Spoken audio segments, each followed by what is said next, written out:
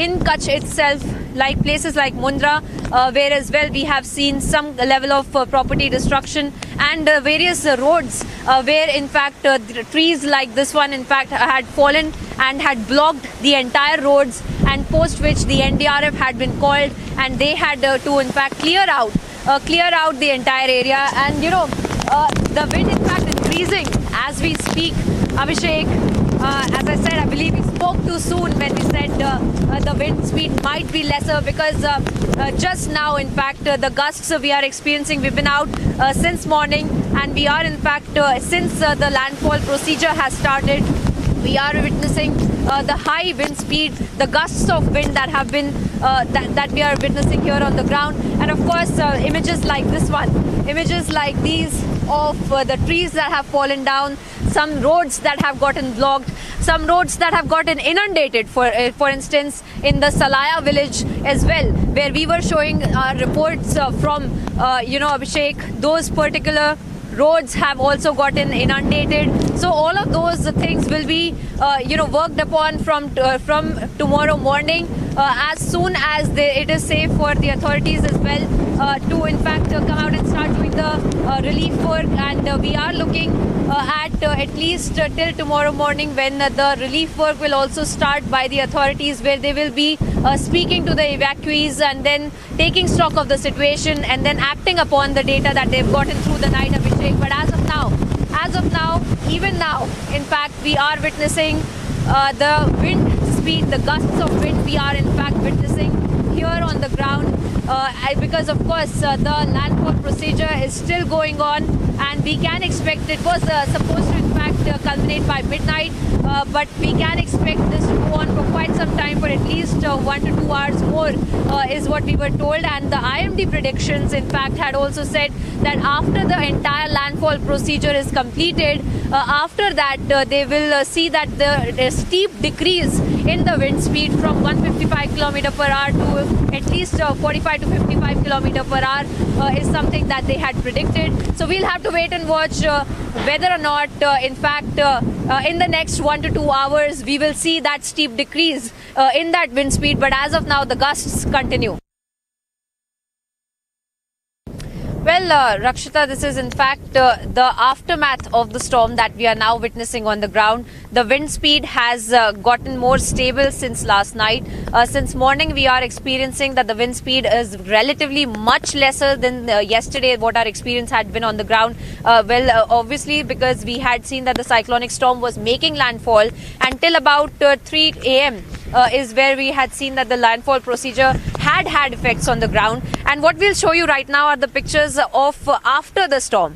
Now we look at as you were pointing out that there were more trees that have been uprooted. Authorities have conveyed those figures to us, and we have seen ourselves because we are in fact crisscrossing the entire district of Kutch to get our viewers the visuals of what's really transpired through the night and what really the morning really looks like, because we've seen images of electric poles that have gone down, electric poles like this one as of now, because in the route itself we had seen poles like these that had fallen down and had blocked the entire route, and because of which the authorities are also been alerted, and they would be coming and clearing out this entire thing. And then in the night as well, Rakshita, while we were traveling back from Mandvi towards Bhuj as well, the entire Mandvi-Nalia highway in fact had also been blocked, and in the night we had seen the authorities carrying out this kind of debris clearing. In fact, images like this are very much evident when we see the rubble that is here, because we see not just trees, but of course the loss of livelihood. Now these are the images of that loss of livelihood that we had been talking about, Rakshita, because the government had made the calculations to save the human lives, but they had said that there is some level of destruction that this cyclone will bring. But of course we are looking at how the effects of it were not as intense as we were expecting or we were preparing for, as the government was preparing for it. In fact, we are happy to report, that there is zero casualty as of now, at least in the day yesterday, in the run-up to this entire landfall procedure. We had seen 2 deaths that had happened because of, there was a wall that fell over one lady, and another was because of a tree that had been uprooted and that fell on the debris falling on them. So these are the kind of instances that we are seeing, of course, but we are looking at minor injuries being sustained. But of course, images like this one are very much evident throughout this entire route that we are crossing right now, because as of now we are crisscrossing this entire district of Kutch to bring all of these images to see what really has the cyclonic storm. बिजली की उसकी जो wire है वो टूट गई है, वो नीचे तक आ गई है। इलाके में फिलहाल बिजली कटी हुई है। इसी तरह के नुकसान की खबरें जगह जगह से आ रही है। हालांकि थोड़ी सी राहत हम महसूस कर सकते हैं कि जान के नुकसान की फिलहाल पोरबंदर से कोई जानकारी नहीं है। हालांकि अभी तक पूरे गुजरात में 2 लोगों के बारे में 2 लोगों की मृत्यु होने की जानकारी आ रही है। इसी तरह की तस्वीरें जो हैं वो कई प्रदेशों से आ रही हैं। पेड़ बहुत ज़्यादा गिरे हैं, सैकड़ों के तादाद में पेड़ों के गिरने की जानकारी है। साथ ही बिजली के खंभे जो हैं उनको भी खासा नुकसान पहुंचा है। हालांकि इसका अंदेशा पहले से ही था, इसीलिए आफ्टर इफेक्ट से निपटने के लिए भी तैयारियां की गई थी। 600 लोगों की एक टीम बाकायदा तैयार थी, जिनके पास वो तमाम चीज़ें, बिजली के खंभे, तारें पहले से ही रखा गया था रिजर्व में कि जैसे ही तूफान का असर खत्म होगा तुरंत रेस्टोरेशन का काम जो है वो शुरू कर दिया जाएगा। खास तौर पर ग्रामीण इलाकों में बिजली जो है वो कटी हुई है और अब जैसे ही ये तूफान जो है वो गुजर जाएगा, हवा जो है वो थोड़ी शांत हो जाएगी तो रेस्टोरेशन का काम होगा। नए बिजली के खंभे और तारे जो हैं उन्हें लगाया जाएगा और बिजली बहाल कर दी जाएगी। कैमरा पर्सन इरफान के साथ Sujata, Republic Bharat. The worst part of the storm has passed, the night has passed, and the people have braced themselves for the storm. Through the night, there are images like this one where we're reporting from, the shelter homes that had been set up, the people that had come together through the night, bracing the storm, bracing the gusting winds that had been going on across 7 districts of the state, particularly in Kutch. This is, of course, the outskirts of Bhuj as well, where we are seeing more and more of these shelter homes that essentially show us a picture of how people have braved out the storm, how people had left behind their houses, and in fact we need to also speak to them to understand what really will be their journey going ahead, because life will not be back to normal very easily for a lot of people. And of course we will of course understand as to how life has really changed for these people as well. To understand, let's get in a word from them. आप बताइए, आप यहाँ पे shelter home में आपको यहाँ पे रखा गया था, कहाँ आपका घर है, क्या पूरी स्थिति हुई है, रात भर में क्या क्या हुआ, अपना पूरा अनुभव पिछले 24 घंटे का था। अभी ऐसा हो गया कि 24 घंटे के वावाजोड़े के हिसाब से संजय नगरी में हम रहते हैं। वहाँ तालाब फरिया है, तालाब फरिया में पानी का बहुत जोर रहता है, इसी के लिए इसके हिसाब से इधर हम स्कूल में आके ठहरे हैं। अभी सब नुकसान तो होता है, सब जगह पे नुकसान भी हुआ है। किसी का मकान उठ गया, किसी का झुपड़ा उठ गया, छापरा उठ गया, सबके नुकसान हुआ है। ये तो कुदरत का आफत है, तो उसमें मालिक बचाता है सबको। आप क्या काम करते हैं और किस तरह से आपका परिवार भी साथ में था यहाँ पे, क्योंकि मैं देख रही हूँ महिलाएं और बच्चे भी यहाँ पे बहुत ज़्यादा हैं। हमें बताया जा रहा था 40 से ज़्यादा बच्चों को भी इस शेल्टर होम में रखा गया था। किस तरह से पूरी रात भी आप लोगों ने यहाँ पर पूरा जो स्टॉर्म पूरा था किस तरह से ब्रेव किया, और आप लोग क्या काम करते हैं और आगे जाते समय किस तरह से आप प्लानिंग करेंगे आगे? अभी सब मजदूरी करते हैं, ये मेहनत करते हैं, ये सफाई काम वाले हैं सब लोग। हम भी मजदूर इंसान हैं, मजदूरी कर रहे हैं। हमारा परिवार सब मजदूरी से हिसाब से नब रहे, हाथ की कमाई करके सब खाते हैं, सब गरीब लोग हैं। We'll try to get in a word from several of these women as well that have been here, because we see more and more women in this particular shelter home, and women with children as well, and that becomes all the more difficult. Let's get in a word from them to understand how essentially they have also braved out this entire storm. We'll speak to them. आप कहाँ से यहाँ पर shift किया गया है आपको? आपका घर कहाँ है? दीनदयाल नगर घर है हमारा। पतरा उड़ गया है, झुपड़पट्टी नुकसान हो गया है। अभी आगे से समाचार दिया था कि राशन भरवा के रख दो घर में। तो राशन भरवा के घर में रख दिया तो सब पानी पानी हो गया राशन। साहिब हमारा बच्चा भूख मर गया। तो बाजू में स्कूल है, तो स्कूल में हमारे को सहारा दिया। तो 3 दिन से हमारे स्कूल में बैठ गया बच्चा, इधर खा पी रहे है, सो रहा है, गादला तकिया सब है, पूरी सारवार सब।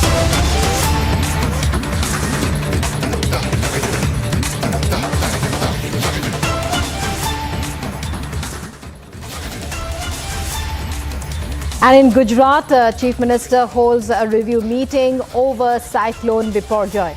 That's latest breaking news that's coming in and visuals of the meeting. Gujarat Chief Minister Bhupendra Patel holding a review meeting over Cyclone Biparjoy as the state government took a number of precautions. Joining me now is Priyanka, Priyanka, you've been covering this story, literally from the eye of the storm, from within the eye of the storm.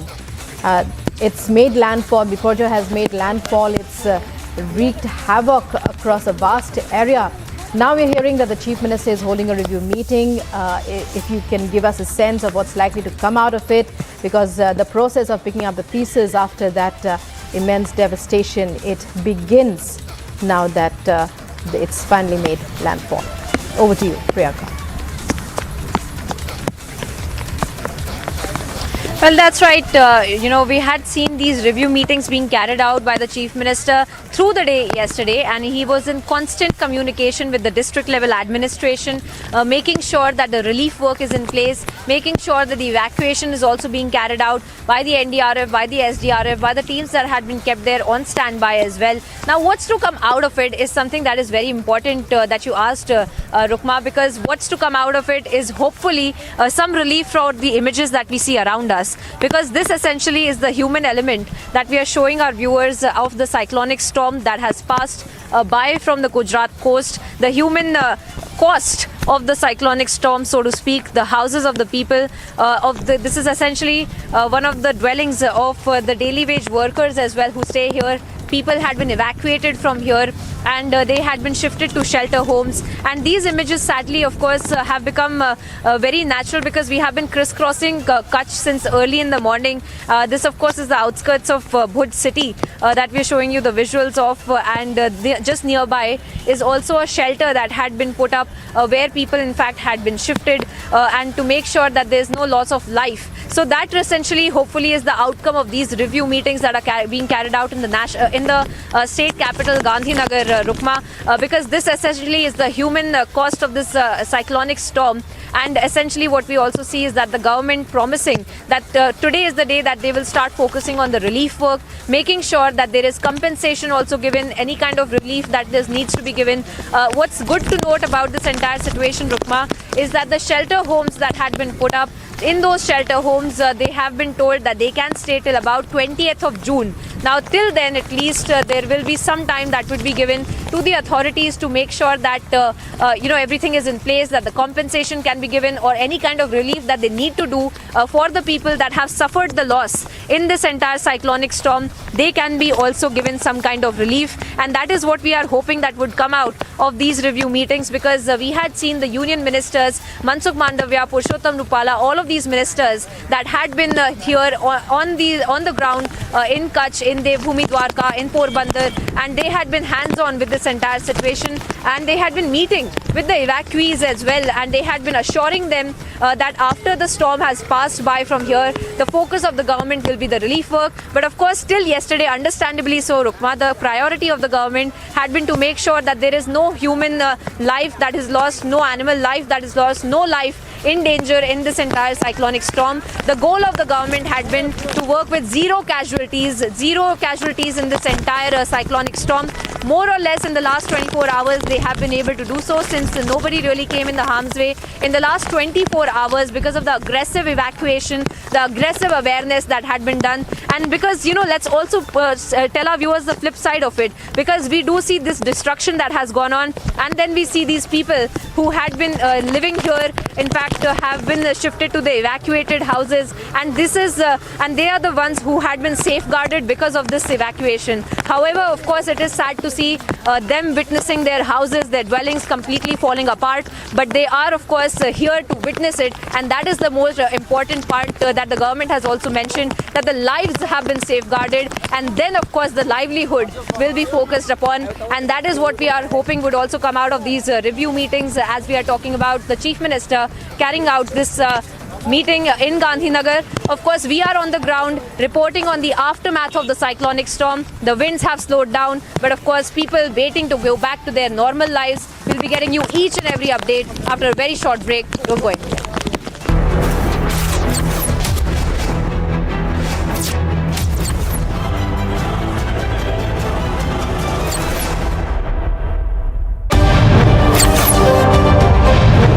Siddharth 8 तारीख को hard drive से data delete हुआ था। Republic पूछ रहा आपसे। सिद्धार्थ मैं पूछ रहा हूँ 8 तारीख को हार्ड ड्राइव से डेटा डिलीट हुआ था। डेटा डिलीट हुआ था हार्ड ड्राइव से, आपने बताया है क्या था डेटा? 8 हार्ड ड्राइव का डेटा डिलीट हुआ था या नहीं?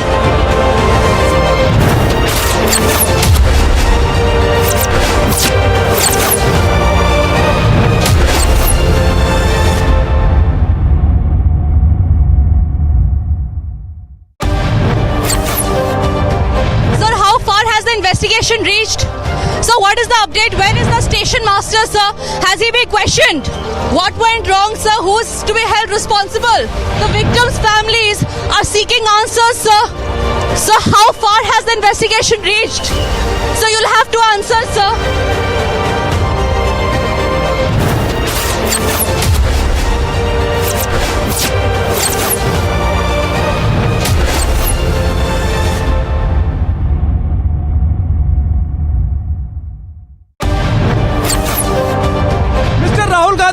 Raise the issue of institutions. Why this? Republic TV can ask any number of questions. I'm not going to be. So, but Mr. Rahul Gandhi raised the issue of institutions. Right. Rahul, would you take a couple of questions on ED? Rahul, you can't push us around. मैं किसान की बात करना, गरीबों की। ठीक है, मैं किसान की पूछता हूँ, आप पूछने दीजिए। मैं किसान की पूछता हूँ, पूछने दीजिए। मैं पूछता हूँ बेरोजगारी की बात, पूछने दीजिए।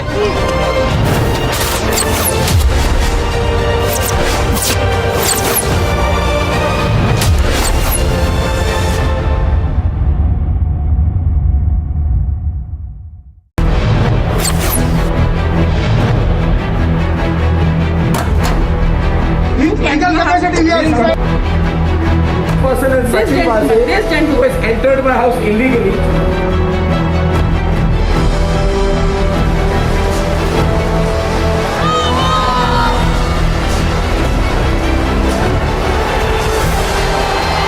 भारत के लोगों की जीत है। अंदर, अंदर।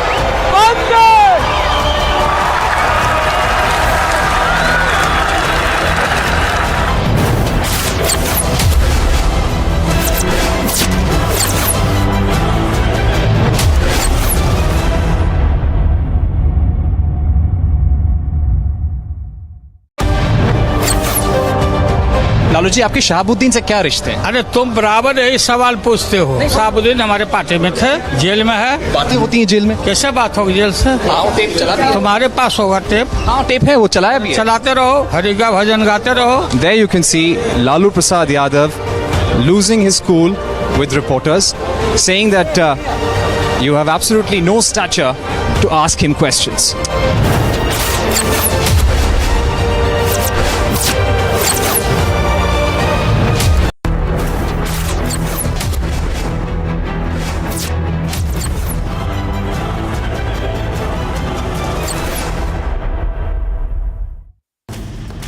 Motorola, India's best 5G smartphone brand. The headlines at this hour. Countries join NATO ammunition initiative when NATO discusses more military support for Ukraine. As a motive of spoils of war, Ukrainian military displays seize Russian equipment. North Korea launches 2 ballistic missiles in protest of the US-South Korea military drills.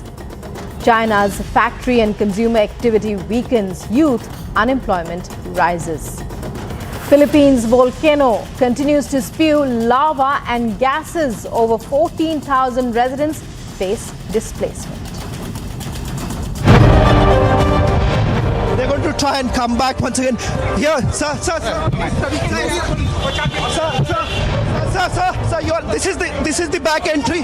This is the back entrance of Mr. Chidambaram. Chidambaram has been arrested right now. That's me, Chidambaram, right now. He's been arrested on the screen. That's Mr. Chidambaram. Do you have to say?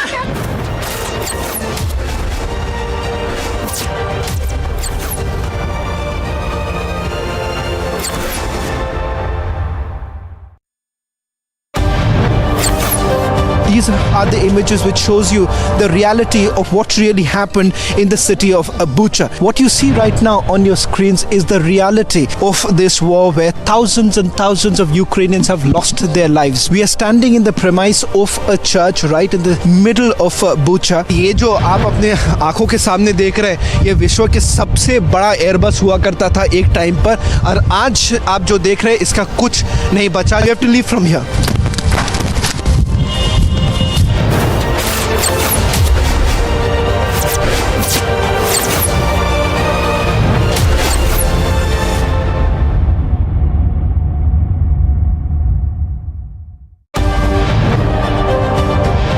They're going to try and come back once again. Here, sir. This is the back entry. This is the back entrance of Mr. Chidambaram. Chidambaram has been arrested right now. That's me, Chidambaram, right now. He's been arrested on the screen. That's Mr. Chidambaram. Do you have to say?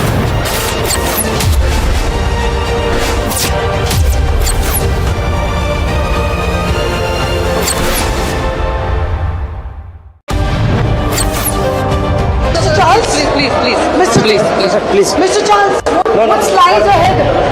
Mr. Charles, what's lies ahead for you now?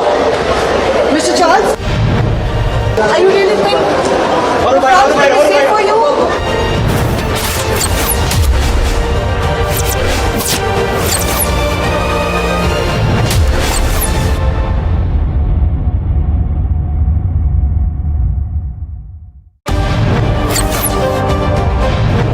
Mr. Malia, barrack number 12, jail conditions are ready according to Team India. Is that not fine according to the jail? Consistently been asking you only one question. Mr. Malia, why did you escape in 2015? Why did you walk out? Why did you rush out of India? Mr. Malia, why the question is bothering you when I'm not getting a single answer? Just answer one question, sir.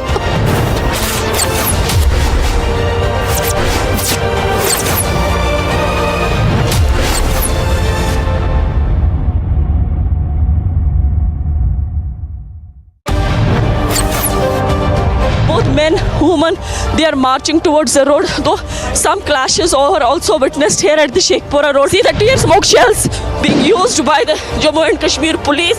Now we can see also that the protesters are not crossing the line.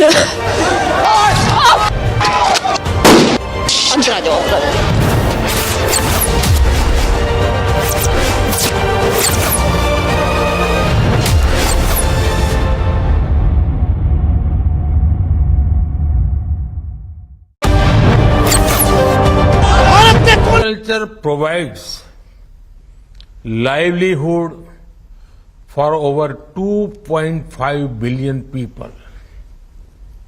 In the global south, agriculture accounts for almost 30% of GDP and over 60% of jobs.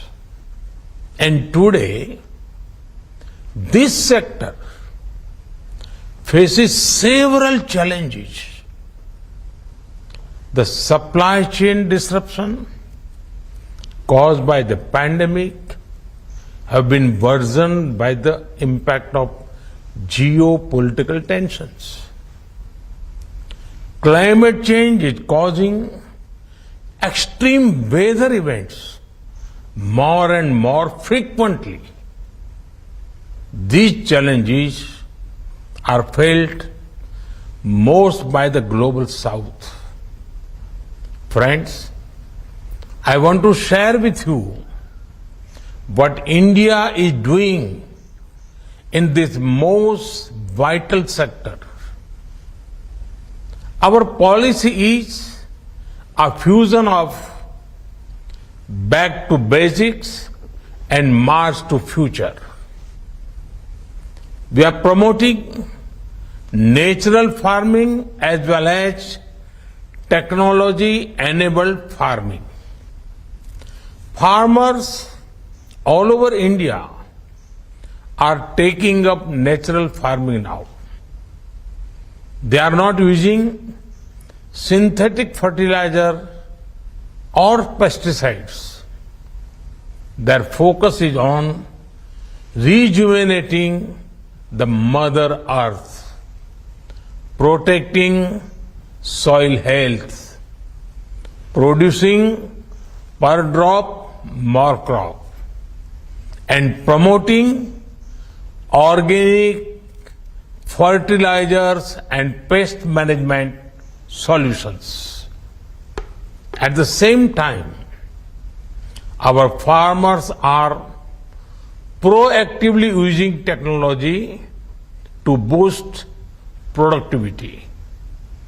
They are generating and using solar power on their farms.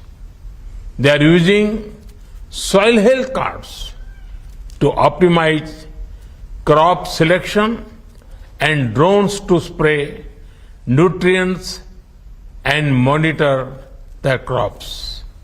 I believe this fusion approach is the best way to address several issues in agriculture.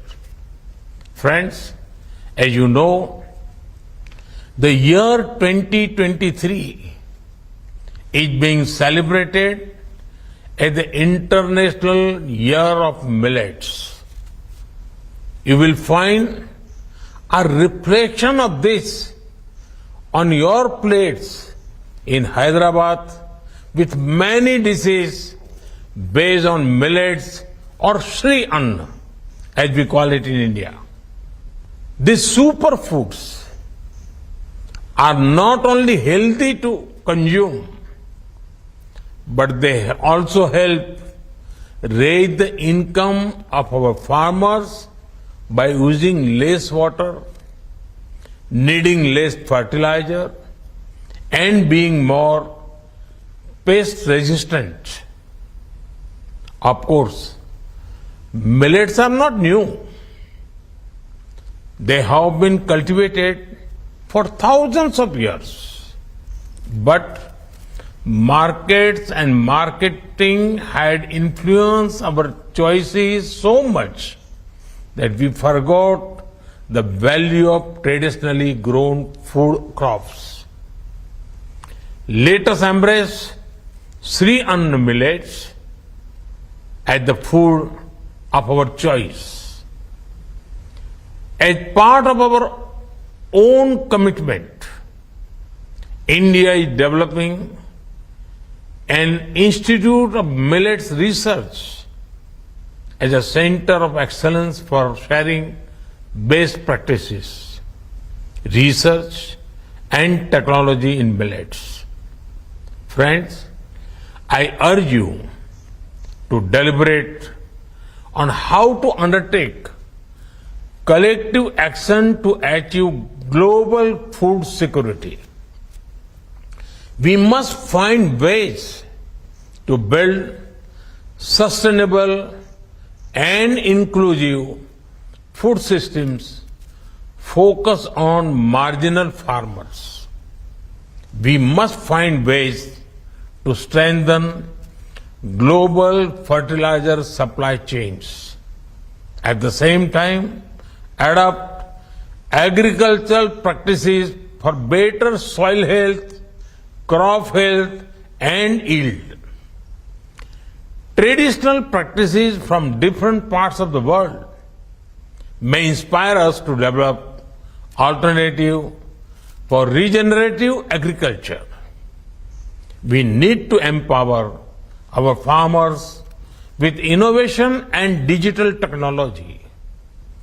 We must also make solutions affordable for small and marginal farmers in the global south. There is also an urgent need to reduce agriculture and food waste and instead invest in creating wealth from waste. Friends, India's G20 priorities in agriculture focus on healing our one earth, creating harmony within our one family, and giving hope for a bright one future. I am happy to learn that we are working on two concrete outcomes: the Deccan high-level principles of food security and nutrition, and the Maharshi initiative for millets and other grains. The support to these two initiatives is a statement in support for inclusive, sustainable, and resilient agriculture. I wish you all success in your deliberations. Thank you.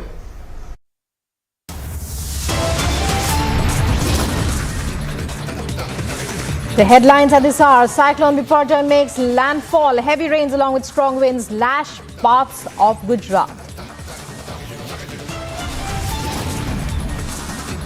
Gujarat Chief Minister briefs the Prime Minister on Biparjoy impact.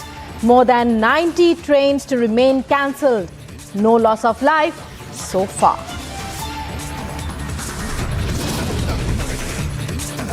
Calcutta High Court orders deployment of central paramilitary forces in Bengal for panchayat polls amid violence.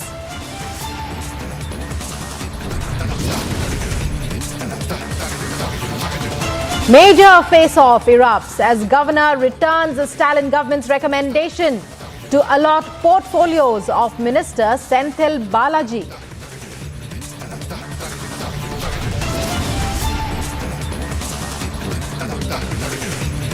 Manipur's only woman minister's home set on fire. Chief Minister vows action, assures culprits will be found and justice will prevail.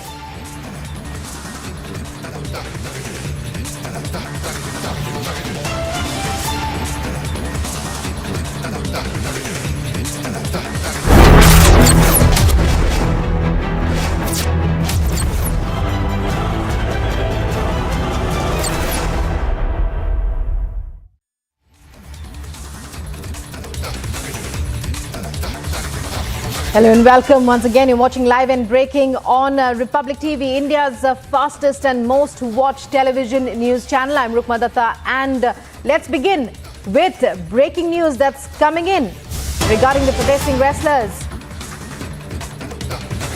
Wrestlers Bajrang Punia, Sakshi Malik and Vinesh Fogart are expected to meet in Sonepat today. They are likely to strategize, we believe, on their next step. According to them, they are not satisfied with the charge sheet and claim that the government has not fulfilled its promise on their demands. The wrestlers to meet first to hold a meeting between themselves.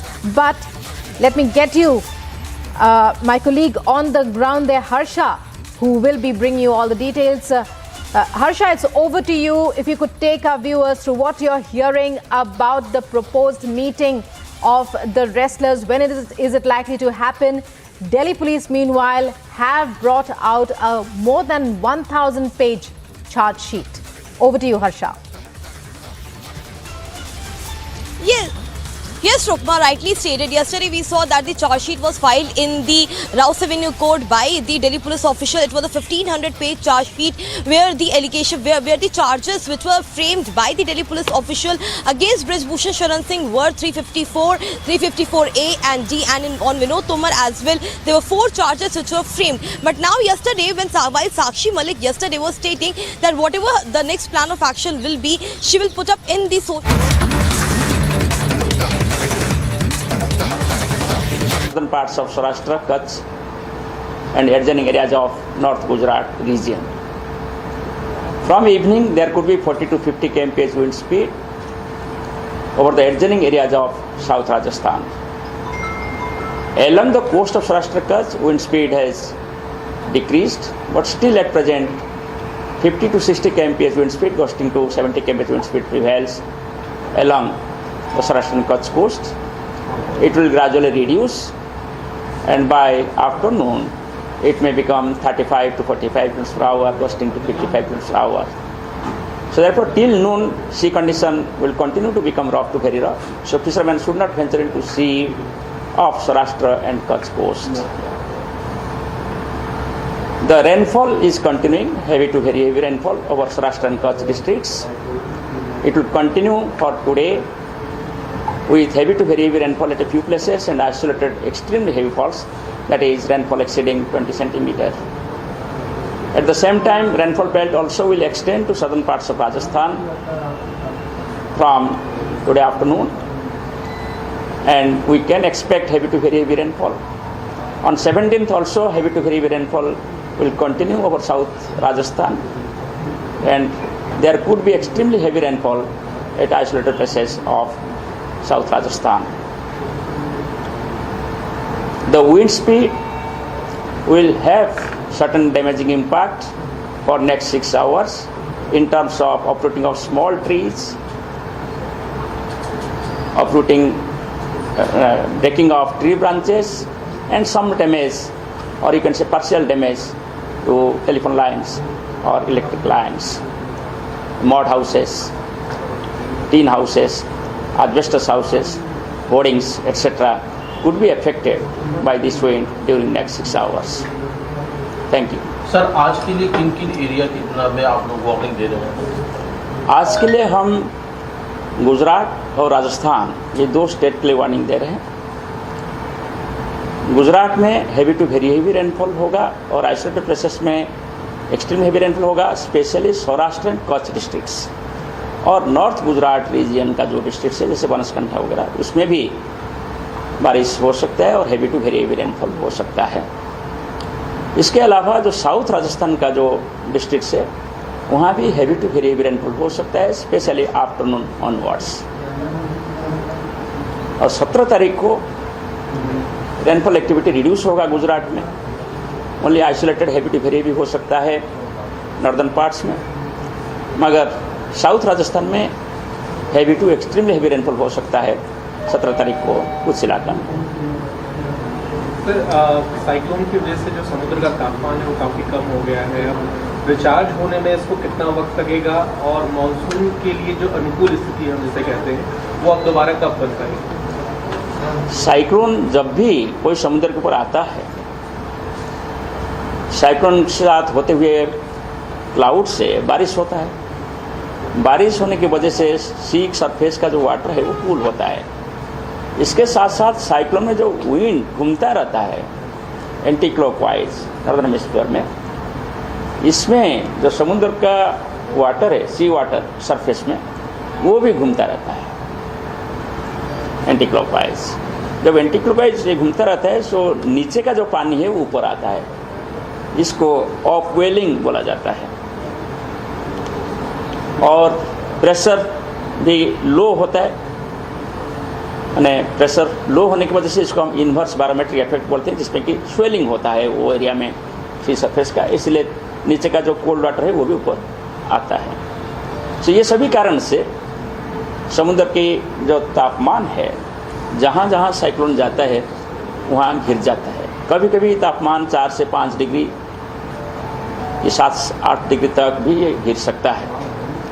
और धीरे धीरे cyclone एक temporary phenomena है, वो जाने के बाद फिर धीरे धीरे ओशन सर्कुलेशन रिस्टोर होगा और सी सरफेस टेम्परेचर राइज होगा। मॉनसून के साथ हम बात करें तो ये टेम्पररी फेनोमेना था, जैसे 17 तारीख तक ये सिस्टम रहेगा, इसके बाद वीक हो जाएगा।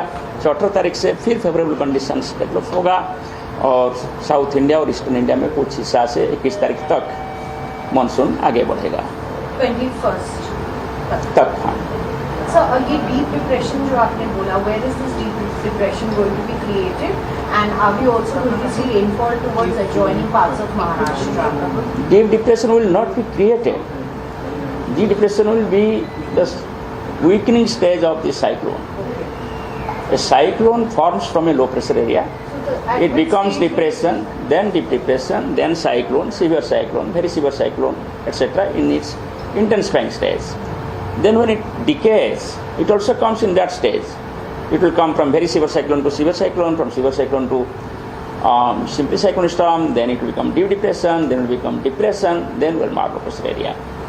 So therefore it is not a new deep depression. It is the weakening of this particular cyclone. No, so which Saurashtra and direction Kutch.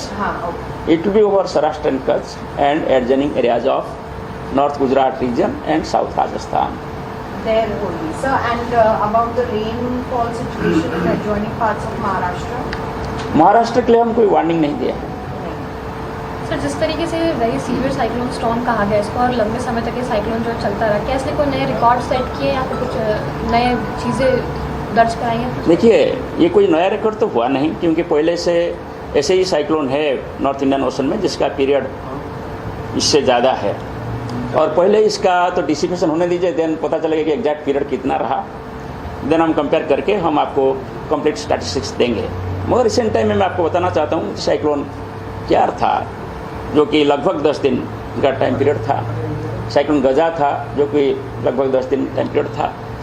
सो इसका टाइम पीरियड एग्जैक्टली कितना होता है पता चलेगा जब ये डिप्रेशन से वीक होकर लो प्रेशर में परिणत हो जाएगा।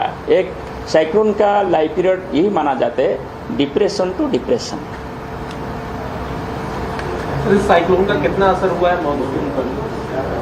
अमूमन उल्टा असर होता है, लेकिन इसका कितना असर हुआ? ये तो हमने बोल दिया अभी। जब साइक्लोन डेवलप हुआ 6 तारीख को डिप्रेशन से साउथ ईस्ट अरेबियन सी में, इसका पॉजिटिव इम्पैक्ट रहा और मानसून सर्कुलेशन साउथ अरेबियन सी में एक्टिव रहा और 8 तारीख तक मानसून केरल में एंट्री किया, उन्हें प्रवेश किया।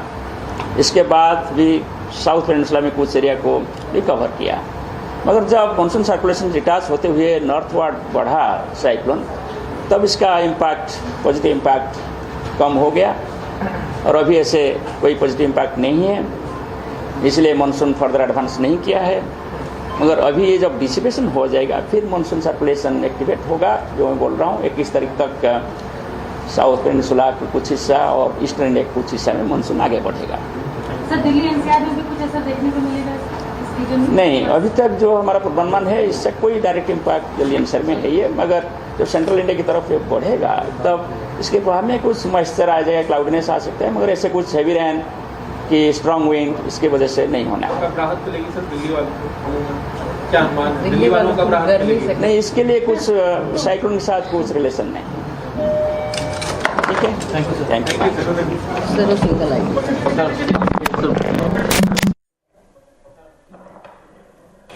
Well, there you heard it.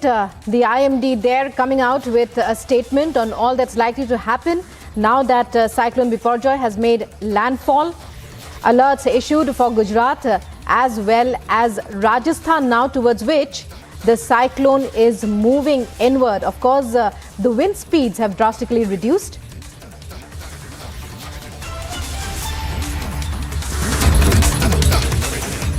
Coming up, major face-off erupts as Governor returns Stalin government's recommendation to allot portfolios of Minister Senthil Balaji. Day after Manipur's only woman minister's home is set on fire, the chief minister vows action, assures culprits will be found and justice will prevail.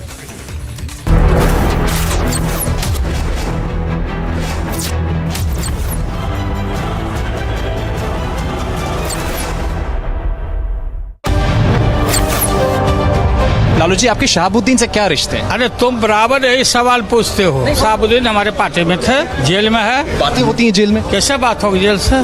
Tape चलाते तुम्हारे पास होगा tape? हाँ, tape है, वो चलाया भी है। चलाते रहो, हरिगा भजन गाते रहो। There you can see Lalu Prasad Yadav losing his cool with reporters, saying that you have absolutely no stature to ask him questions.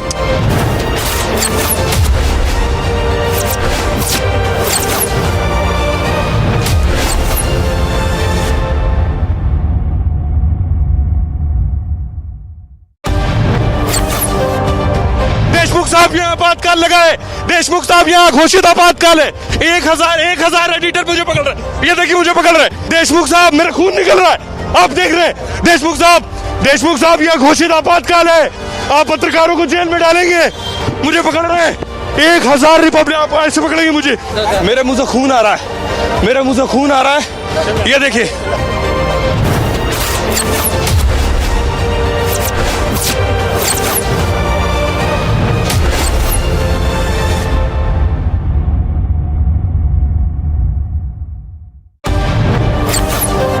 These are the cars carrying Christian Michel. You are going to see more and more cars on your screens right now.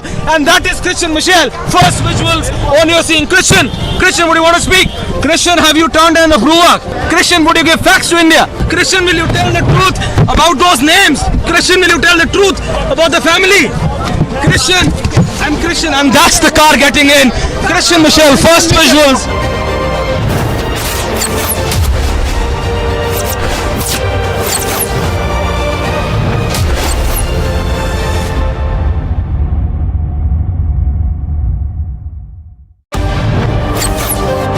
Sir FIR में किसी का नाम नहीं है, sir बर्ताव कर रहे हैं, क्या इसका कोई एक्शन लिया जाएगा? सर कार्रवाई को लेकर क्या कहना चाहेंगे? भूपेंद्र जी कार्रवाई को लेकर क्या कहना चाहेंगे?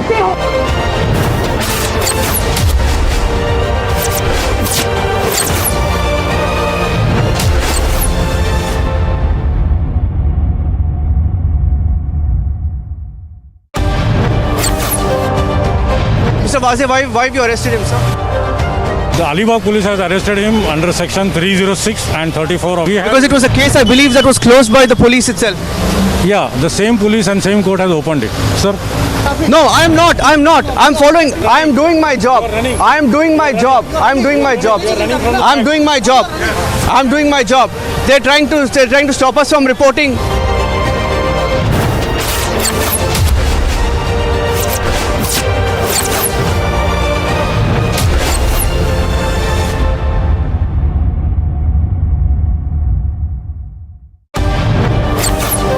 These are the images which shows you the reality of what really happened in the city of Bucha. What you see right now on your screens is the reality of this war where thousands and thousands of Ukrainians have lost their lives. We are standing in the premise of a church right in the middle of Bucha. ये जो आप अपने आंखों के सामने देख रहे हैं, ये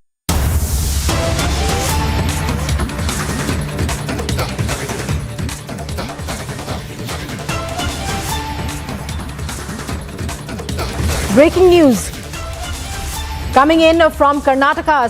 Sand mafia with a tractor mowed down a constable who tried to stop them.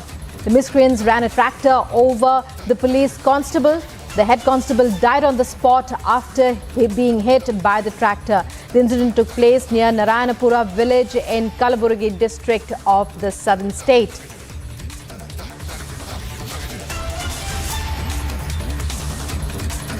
And that's the breaking news that we are getting in. More details are, of course, awaited. But right now, what we are hearing is that the head constable died on the spot after he was mowed down by a tractor when he tried to stop members of the sand mafia from carrying out their illegal sand mining activities. He was mowed down by a tractor that ran him over. The head constable lost his life on the spot. The incident took place near Narayanapura village in Kalaburagi in Karnataka. This is the latest such incident as a constable is mowed down by a tractor. News coming in from Narayanapura in Kalaburagi in Karnataka. The deceased police constable has been identified and he was the head constable at Nelogi police station. He had gone to check, what we are hearing is that the head constable had gone to check an illegal sand tractor around 10 p.m. last night. So the incident took place late in the evening. Coming up in other news, major face-off erupts as governor returns Stalin government's recommendation to allot portfolios of Minister Senthil Balaji.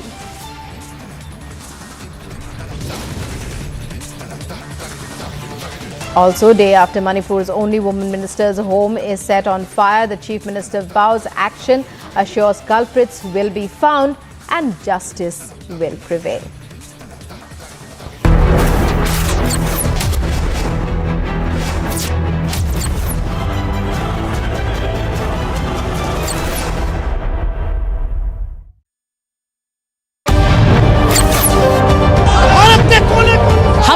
आज जब अपने उन शहीदों को याद करते हैं तो उसके साथ साथ जवानों की भी बात करना जरूरी है जो अभी भी ग्राउंड पर तैनात है। मैं चाहूंगी एक बार माँ भारती को याद करके एक नारा दे दे जो लोगों के दिलों तक पहुंचेगा।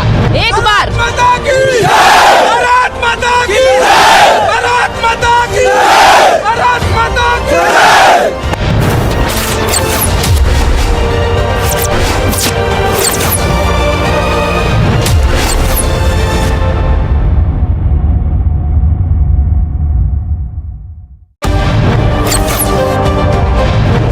सिद्धार्थ 8 तारीख को हार्ड ड्राइव से डेटा डिलीट हुआ था, रिपब्लिक पूछ रहा आपसे। सिद्धार्थ मैं पूछ रहा हूँ 8 तारीख को हार्ड ड्राइव से डेटा डिलीट हुआ था, डेटा डिलीट हुआ था हार्ड ड्राइव से, आपने बताया है क्या था data?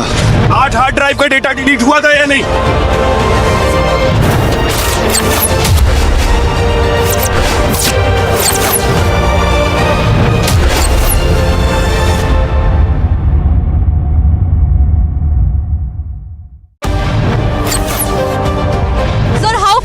Investigation reached. So what is the update? When is the station master, sir? Has he been questioned? What went wrong, sir? Who's to be held responsible? The victims' families are seeking answers, sir. So how far has the investigation reached? So you'll have to answer, sir.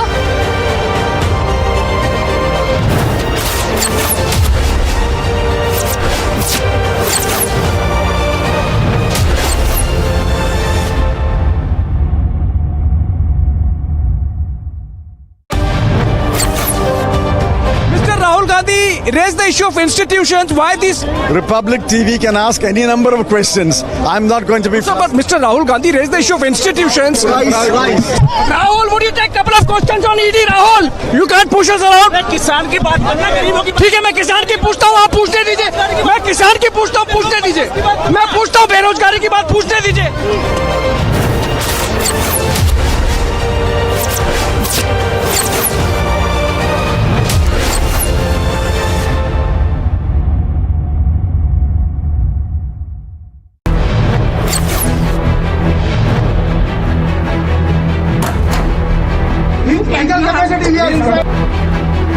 Person in such a person who has entered my house illegally.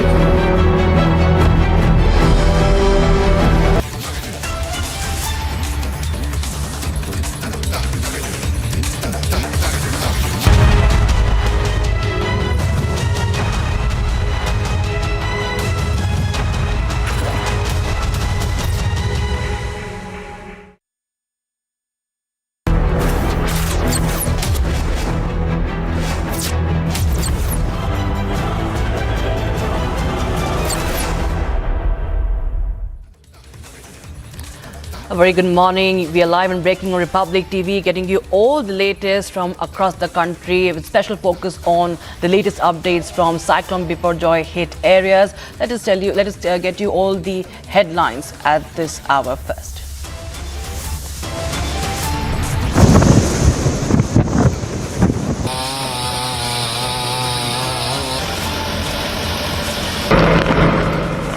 Cyclone Biparjoy makes landfall. Heavy rains along with strong winds lash parts of Gujarat.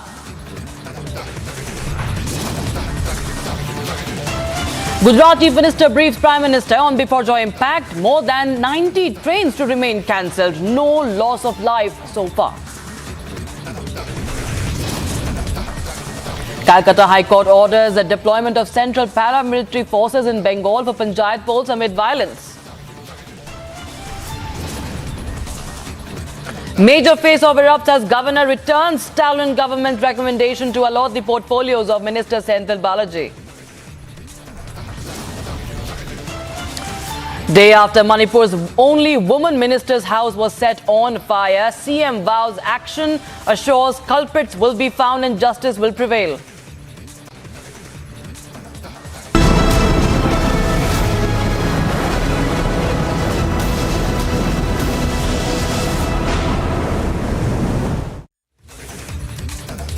Cyclone Biparjoy has made its landfall as it continues to intensify. Heavy rains and gusty winds at a speed of over 115 to 120 kilometers per hour created havoc in Gujarat's Mobi, damaging over 300 electric poles, leading to a power outage in around 45 villages. 22 people have been injured, while electric poles and trees were uprooted as the cyclone made landfall. My colleague Priyanka is joining us live on the broadcast from Kutch, and coming to you, Priyanka, straight away.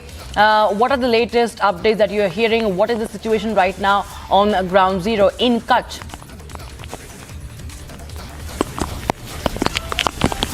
Well, Rakshita, we showed you reports from inside the city of Bhuj, then the outskirts of the city, and then of course now we are a little more further away towards Mandvi that we are looking at, and of course the winds are continuing, but not as speedy as they were yesterday. The rains are continuing, but of course we are looking at these images of how the trees have really fallen down. So essentially today what we are looking at, as we crisscross through the entire district of Kutch, looking at these images, understanding how the cyclonic storm has led to this kind of a damage, this kind of trees as well getting uprooted, and how those trees have fallen down on the roads, blocking several roads as well, and of course the debris clearing that has been going on by the authorities. So those are the images that we really get to see. A little bit of relief as far as the gusting winds are concerned, because we are able to at least stand properly, walk properly, and the experience of it is not as intense as it was yesterday,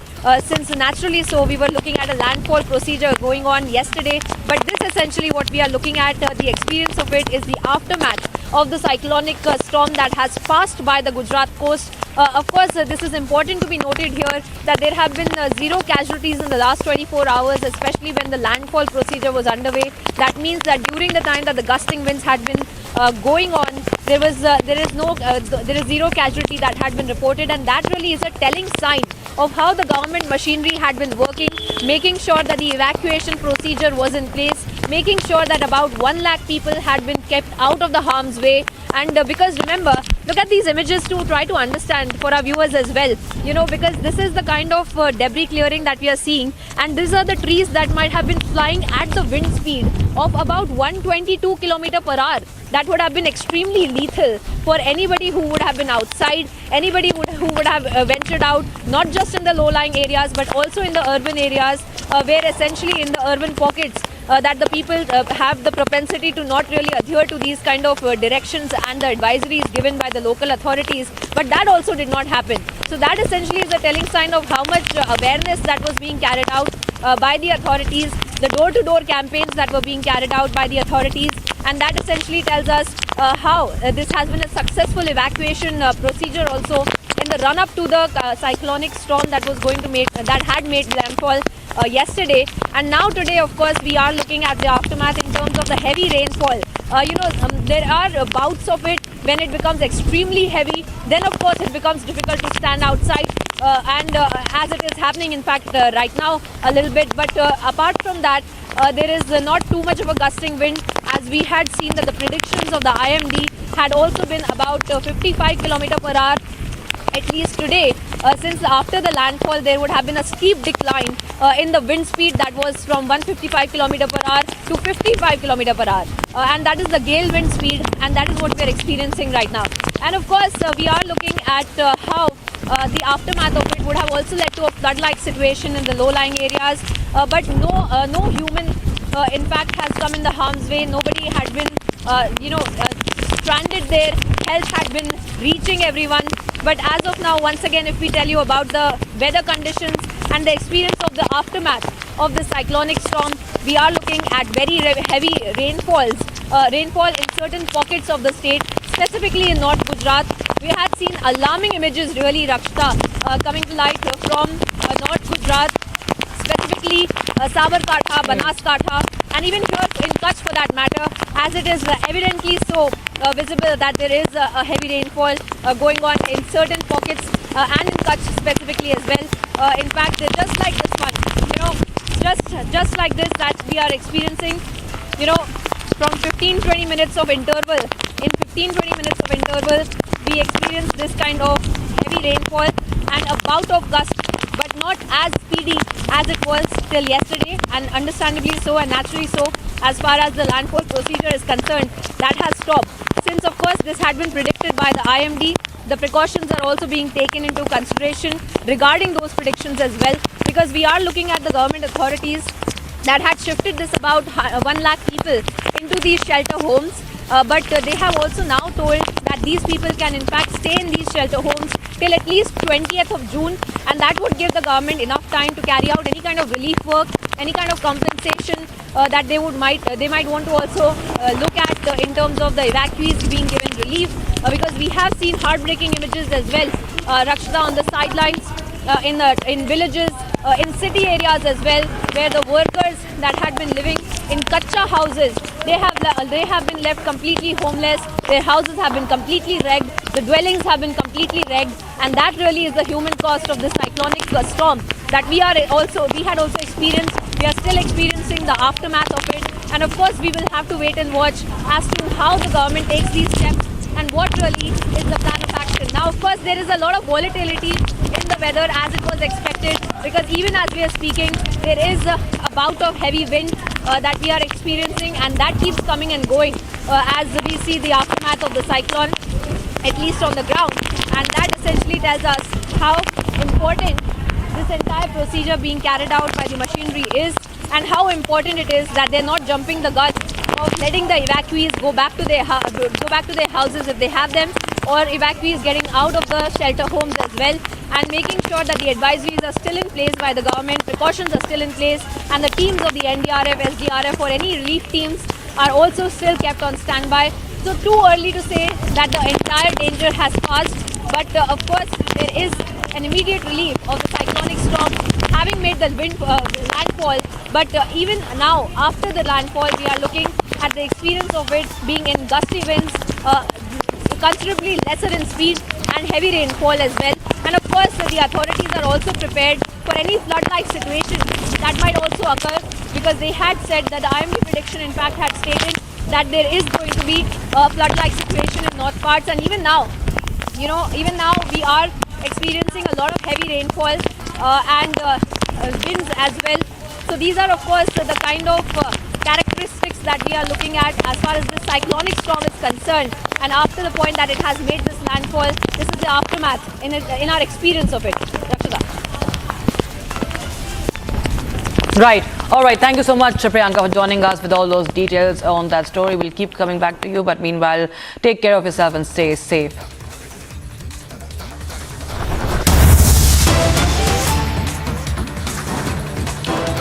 Getting some breaking news at this point in time. Fresh violence has erupted in Manipur's Imphal. That's the latest we're getting in. Union Minister of State for External Affairs R.K. Ranjan Singh's house in Imphal town was vandalized by a mob, and security guards and firefighters managed to control arson attempts by the mob and save the minister's house from being burned down on Thursday night. Development comes after burning of 2 houses, and my colleague Anirudh is joining us on the phone line. For more, Anirudh, we are getting visuals from the residents also. There were clashes between Rapid Action Force of Manipur and a mob in the heart of Imphal town on Thursday afternoon. Fresh violence, violence continues in the city. Tell us more details, please. Yes, Rakshita. There were clashes between the Rapid Action Force and the mob at Imphal, particularly in Chekon area last evening. And the mob had been on a spill of rioting and arsoning ever since. And later at around 11 p.m., the mob stormed the residence of Union Minister of State for External Affairs R.K. Ranjan's residence in Kangwai in Imphal, and they not only vandalized the residence of the Union Minister but also set it on fire. And he is not the first politician to face the attack of the mob in Manipur. In fact, another Congress MLS residence was also set up a few days back, and only 2 days back, the official residence of Namsa. Yes, stay with us. I know. In fact, we're getting the reaction from the minister himself. Let's take a listen into what the minister had to say after this attack. More than many temples are also demolished. So the mob violence, mob violence, you cannot identify it whether this is church or this is temple. Everything is demolished. More than 70,000 the peoples were displaced. This is not on the basis of caste, creed or religions. It's a mob. Does BJP think that religious confrontation behind this attack? No, I don't think so. Because I already told you that I was working for the last 30-40 years for the ethnic harmony and self-respecting each others. There is no religious issue. We are free. India, is secular. Anybody can, any community can have their own faith. There is no restriction, not on that base. But this is unwanted and this is unguarded incident. All right, that was Rajkumar Ranjan Singh on the attack on his residence, and he's saying that this is what is interesting here is that Anirudh, he's saying that this is the second attempt.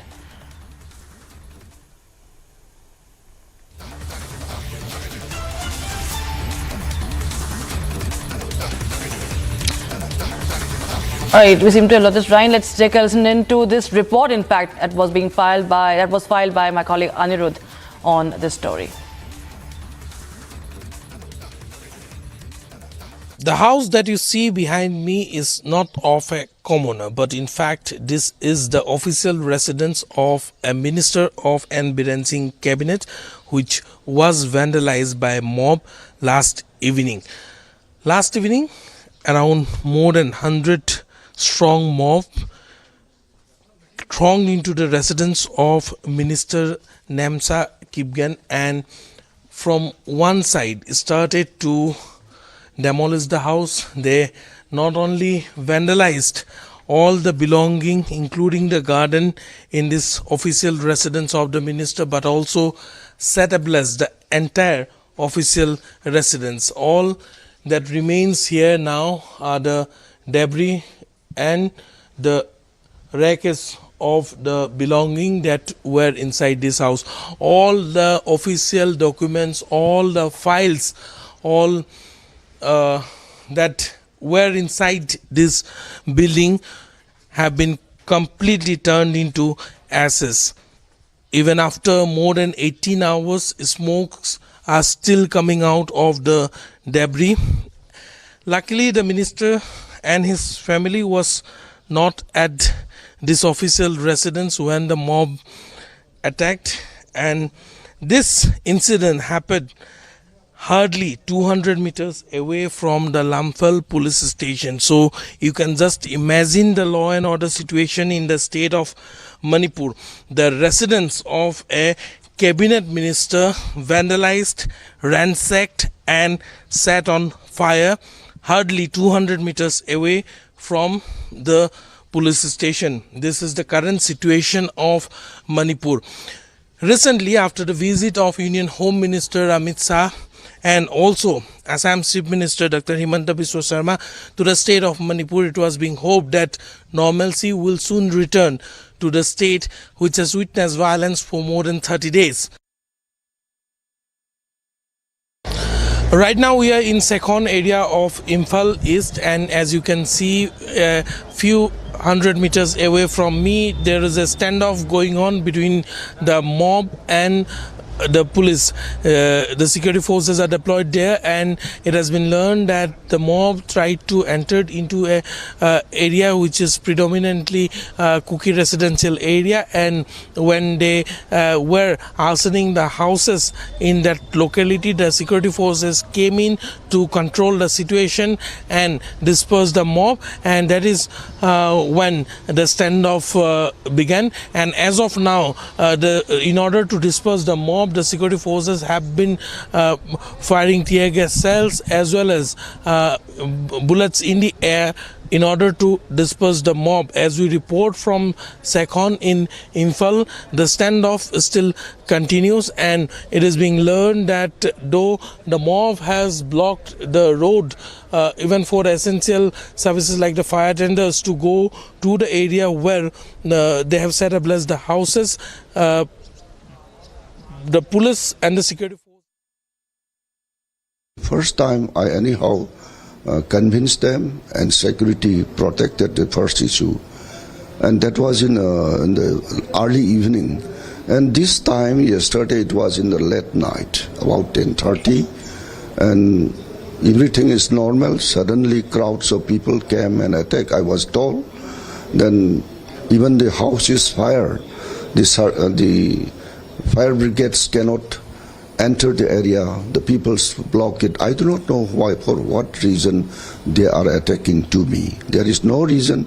In all the process, I'm preparing to bring the peace, negotiating the central, my senior ministers and colleagues to bring the normalcy in the state. And in the meanwhile, this kind of unwanted incident has happened. Now I feel that if my sons and daughters and my family happens to be here, that burning and throwing of petrol, it seems it to be attempt to my life also. Third time it may be attempt. But this I would like to focus that the law and order condition in the state of Manipur is totally failure. The existing government could not maintain this. Despite the central government has sent a lot of the protections and rapid action force, I do not know how the state mechanism is failure. That I feel like that.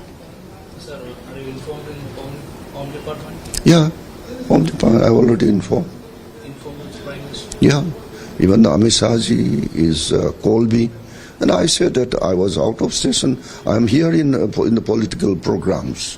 I have to be visit to that place. But because of this incident, all my moods and everything has disturbed, so I cancel it, and I request the people of the Kochi for excuse me, sudden cancellation of the program. But next, another days I will fix it, and I will certainly meet the people of Kochi. Sir, you are from Imphal. Sir, you are from Imphal, Manipur. You are from Imphal. Yeah, I'm proper Imphal. Current situation in your home and hometown. Current situation in hometown. Daytime is a normalcy. Curfew, relax. Then during the curfew, I do not know how. That's why I said that law and order situation is totally failed. You see, during the curfew period, huge crowd come in just like a mob, and they attack, throwing petrols and burning the house and vehicles and all the properties like this. So that shows that the state art of the law and order is totally failure. So you have cancelled all programs today? Have you cancelled all programs? Yeah, I cancel. I will back it to Delhi. So. All right, that was the minister whose residence was attacked, the MOS whose house was attacked in Imphal, R.K. Ranjan Singh, saying that the law and order is failing in the state.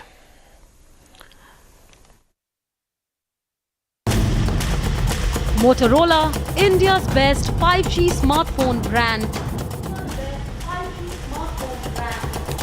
After the Siddaramaiah-led Congress government in Karnataka decided to withdraw the version law brought in by the previous BJP government, former Karnataka Chief Minister and Bharatiya Janata Party leader Basavaraj Bommai hit out at the Siddaramaiah-led Congress government's decision to withdraw the anti-conversion law, saying that the Grand Party is jeopardizing the interests of the people of the state.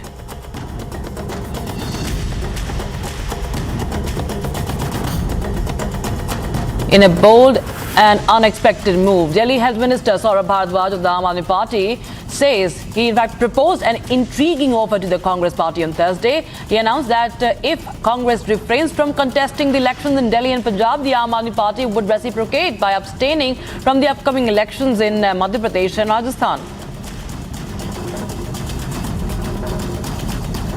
Tamil Nadu BJP President K. Annamalai retorted to the criminal defamation charges leveled against him by DMK Treasurer and former Union Minister T.R. Balu in connection with allegations imposed by BJP leader at a press conference on 13th of April. This comes after the Metropolitan Magistrate Court in Chennai summoned Annamalai to appear before the court.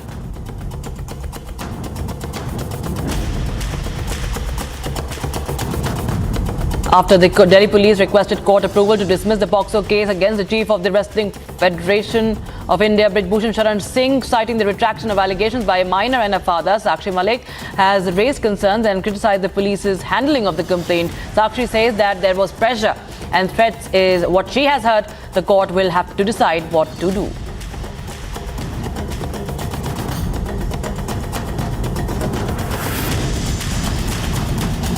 According to the Kashmir Zone Police, 5 foreign terrorists were killed in an encounter that broke out between terrorists and joint parties of the army and police in Jammu and Kashmir's Kupwara district in the wee hours of Friday. The search of the area is underway. In a historic commemoration, Prime Minister Modi will lead a yoga session for the first time at UN headquarters on the 9th International Day of Yoga, to be celebrated on the 21st of June. The Yoga Day aims to raise awareness worldwide of the many benefits and practicing of yoga, recognizing its universal appeal. In December 2014, the United Nations proclaimed 21st June as the International Day of Yoga. Pravas's Adi Purush has finally seen the light of the day today, June 16th, after multiple postponements and controversies. In Telangana and Andhra Pradesh, early morning shows at 4 a.m. went sold out and fans celebrated Pravas's arrival as Lord Ram in Adi Purush. Twitter is abuzz with the first review of the film. Netizens called Adi Purush as Pravas's comeback and termed it as a modern retelling of Ramayana.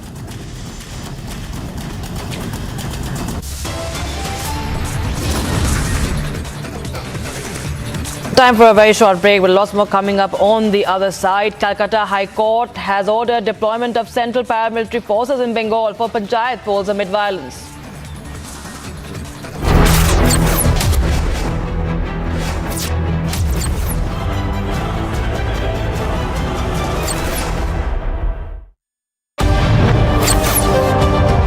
Mr. Vazir, why have you arrested him, sir?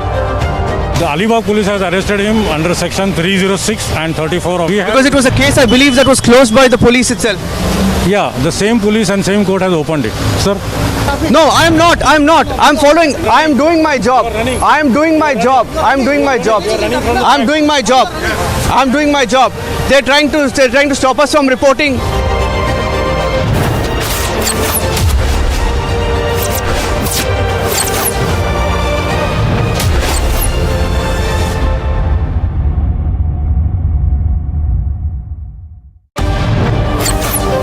These are the images which shows you the reality of what really happened in the city of Bucha. What you see right now on your screens is the reality of this war, where thousands and thousands of Ukrainians have lost their lives. We are standing in the premise of a church right in the middle of Bucha. ये जो आप अपने आंखों के सामने देख रहे हैं, ये विश्व के सबसे बड़ा एयरबस हुआ करता था एक टाइम पर, और आज आप जो देख रहे हैं इसका कुछ नहीं बचा. You have to leave from here.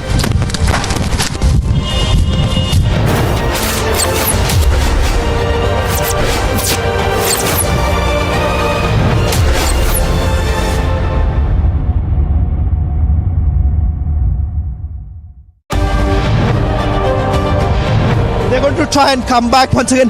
Here, sir. This is the back entry. This is the back entrance of Mr. Chidambaram. Chidambaram has been arrested right now. That's me, Chidambaram, right now. On there, he's been arrested. On the screen, that's Mr. Chidambaram. Do you have to say?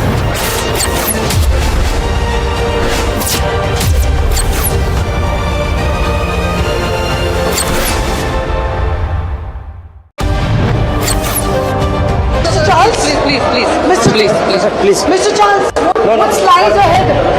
Mr. Charles, what's lying ahead for you now? Mr. Charles, are you really think it's safe for you?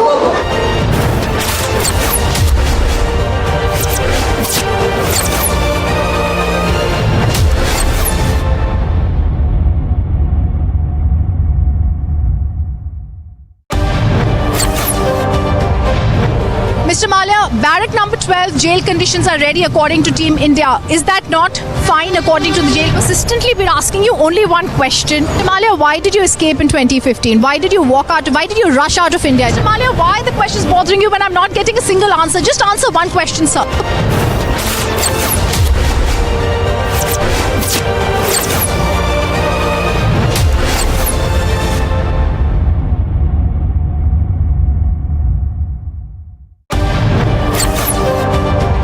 men, women, they are marching towards the road. Though some clashes are also witnessed here at the Sheikhpura road. See the tear smoke shells being used by the Jammu and Kashmir police.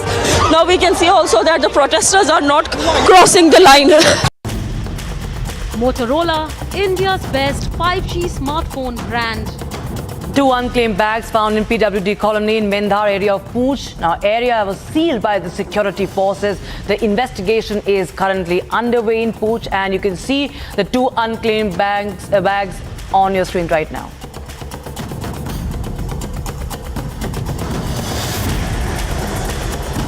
And Gursimran is joining us on the broadcast for more. Gursimran, we can see the visuals on the screens. The entire area we know that has been sealed. What more details can you share with us on this?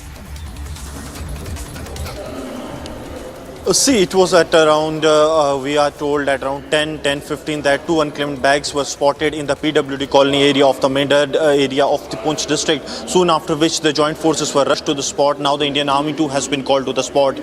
Sniper dogs are being sent to the site where these 2 unclaimed bags are found. And if any explosive is detected, then the teams of the bomb disposal squad from the Indian Army, they are also on the standby and they will be pushed to the site of incident.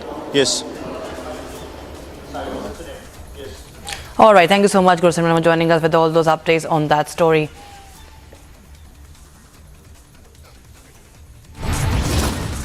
Time for a short break, but lots more on the other side. Union Minister of State for External Affairs R.K. Ranjan Singh's house in Imphal town was vandalized by a mob.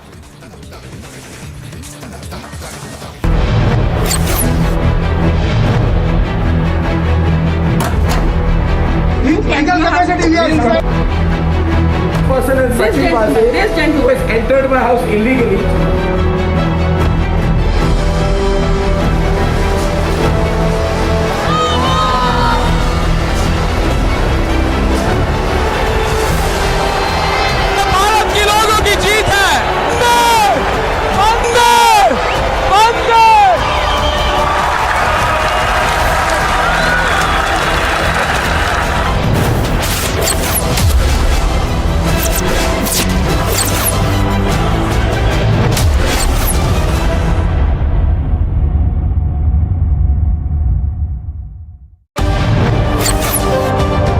Lalu ji, आपके शहाबुद्दीन से क्या रिश्ते हैं? अरे तुम बराबर यही सवाल पूछते हो। शहाबुद्दीन हमारे पार्टी में थे, जेल में है। बातें होती हैं जेल में? कैसे बात होगी जेल से? टेप चलाते तुम्हारे पास होगा टेप? टेप है, वो चलाया भी है। चलाते रहो, हरि का भजन गाते रहो। There you can see Lalu Prasad Yadav losing his cool with reporters, saying that you have absolutely no stature to ask him questions.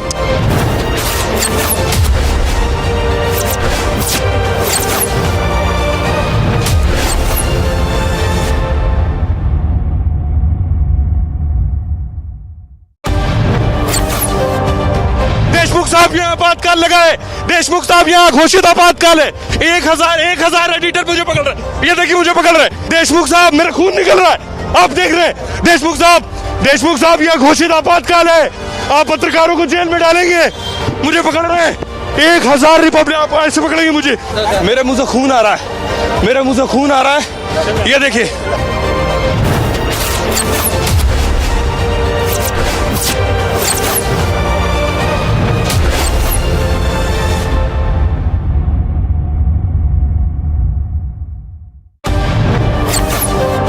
These are the cars carrying Christian Michel.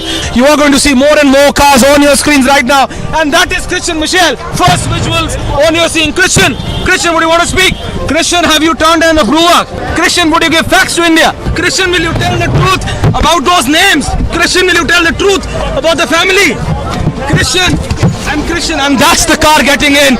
Christian Michel, first visuals.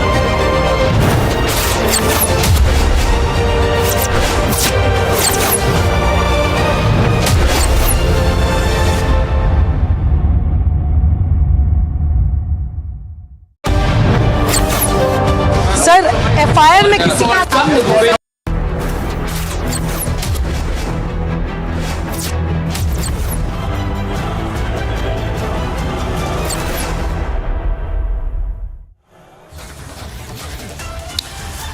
Hello and a very warm welcome. We are live and breaking on Republic TV, getting you all the latest updates as far as the Cyclone Biparjoy is concerned. I'm Rakshita Michelle. Let's get you all the top stories making headlines first. Cyclone Biparjoy leaves a trail of destruction in coastal Gujarat. NDRF continues clearing the operations. With prayer, I construct the house. But if someone is try to vandalize and demolish, I feel shocked. And I never expect such kind of attitudes and activities from my fellow. Union Minister's house attacked by insurgents in Imphal. Situation in Manipur continues to remain tense.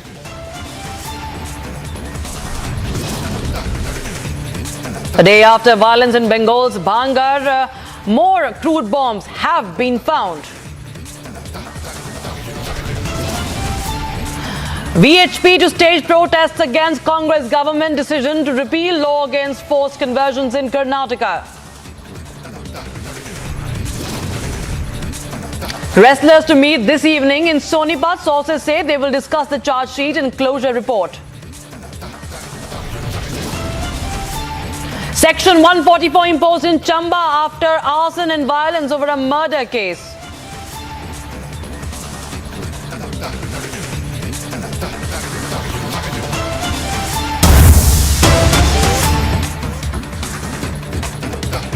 All right, getting the breaking news at this point in time. This coming in from Bengal. Bengal governor, in fact, has reached the clash site. Remember, there have been reports of several violent clashes in West Bengal ahead of the polls in West Bengal, the panchayat polls. And now we see that CV Anand Bose, who is the governor of West Bengal, has reached the clash site there in Bhangar, we believe. The governor has come on a visit after a day after violence broke out in Bhangar. Remember, more crude bombs have been discovered in the area, and now we can see the visuals. To your left, we can see the governor of West Bengal is there on the spot, and my colleague Kishola is joining us on the broadcast. For more, Kishola, governor is on a visit and he will be inspecting, we believe, the clash site. Tell us more details, please.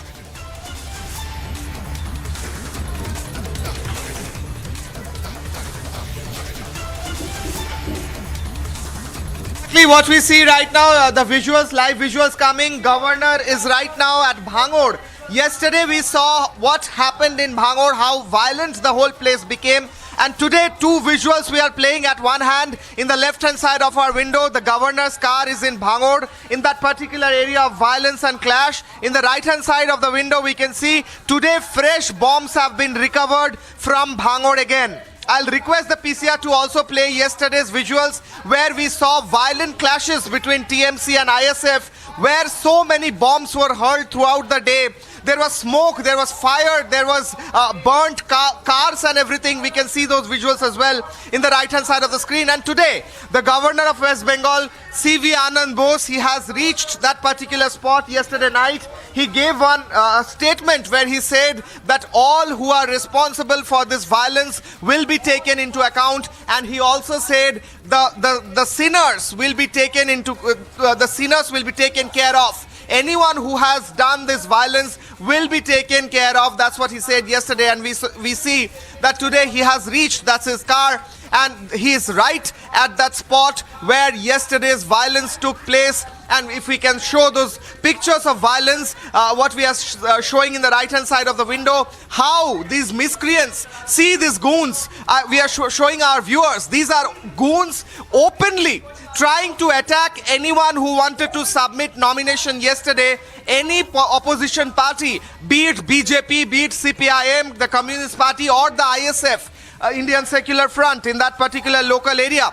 All of them were stopped by these goons and they were attacked, they were beaten, bombs were hurled, and today we can see the governor's convoy in that particular area of Bhangar where large-scale violence was seen and experienced yesterday like it was never seen in the history of Bengal's panchayat elections. So open violence was never seen. Governor's convoy is there. Now next he is going to meet the ISF workers' family who is allegedly The allegation is that he's been killed and he was shot dead. That's the allegation. Again, I'm saying that's the allegation. And that alleged murder happened yesterday at Bhangor, where right now the governor is entering and he's scheduled to also visit the family member of the ones who lost their life yesterday. We saw large-scale, unprecedented amount of violence yesterday. We saw how openly goons, miscreants, they were taking sticks and crude bombs and also pistols and guns, and they were firing. They were even attacking the media. Our representatives, Pinky, Anupam and Bhaskar, were covering everywhere in that particular place. All the violence was being covered, 360-degree coverage we were doing yesterday, but they were also attacked several times, and bombs were being hurled at them as well, and also stones thrown at them. Now we can see the governor. He's probably getting down his car. He's probably getting down his convoy right now. We can see the governor getting down of his car. He's at Bhangor, the clash site. Yesterday we are showing yesterday's visual, how that particular place was burning, the smoke, the bombs, the sticks, the goons, the murders, the guns, the bullets. And in the right hand side of the window we are showing how the governor is right now at that particular spot. Yesterday in a statement he said that all ones who have done this crime, everyone who has done this crime, who are associated with this violence, will be punished. Now the governor is there to talk to the people. He's wrecking the whole area. He's taking a look at that particular area where the violence happened. This is Bhangor in South 24 Parganas. For our viewers, this is South 24 Pargana, one of the district in West Bengal. And here, when nomination for panchayat election 2023 was being held yesterday, and yesterday was the last day of the nomination, when the opposition parties were trying to submit their nomination papers yesterday, it was alleged, the allegation is that the TMC goons, that's the allegation that the TMC goons tried to stop them, tried to beat them with sticks and hurl bombs at them. All these are allegations. Again, I'm saying all these are allegations, and large-scale violence was caught on camera. In the left-hand side of the screen, we can see Bhojerhat and the Bhangor market area, and miscreants having a free playground in that area, running around with sticks, running around with bombs and hurling bombs even at the media personnel. And the governor right now at that particular place, he is talking to the police officials. Yesterday we also saw how the high courts gave a clear instruction that the whole panchayat elections need to be done under the surveillance of the central forces. Also today, fresh 7 bags of bombs were found. Today fresh bags of bombs were found. Crude bombs which are not yet being used are today it was found in the morning just beside Bhangor police station. That's a breaking. Today crude bombs were recovered again in Bhangor police station. Today again crude bombs, 7 bags of fresh crude bombs were recovered in Bhangor, and what happened was these were placed just right in front of the Bhangor police station area. And now the governor is in that area, Governor C.V. Anand Bose, trying to understand from the police officials, from the administrators, from the administrative personnel, what happened yesterday, what went wrong yesterday, why this violence and why the police could not curb that violence. Yesterday we saw when the police officials were asked that why you are not acting, can't you see that these bombs are being hurled at common people, at the candidates, can't you see that, can't you hear the sound of the bombs and bullets? The police officials on our camera said, no, we cannot hear anything, even as when the bombs were continuously exploding in the background. That's what the police officials were doing yesterday. And now we see the governor, he is trying to take a stock of the situation. In the left hand side, fresh recovered crude bombs, what was recovered today. And then violence happened yesterday, but still now fresh bombs all over, scattered all over the place. And now we see the governor trying to understand how the zenith of violence happened and who created such ruckus and murders and clashes and fire in Bhangor. We are getting to know The allegation is that ISF MLA Naushad Siddiqui has alleged that 2 ISF workers were killed yesterday in Bhangur. That's allegation from Naushad Siddiqui. Naushad Siddiqui on camera told us, alleged that 2 ISF workers were murdered, and the governor is scheduled to visit the ISF workers and the murdered and the victims' houses and meet their friends.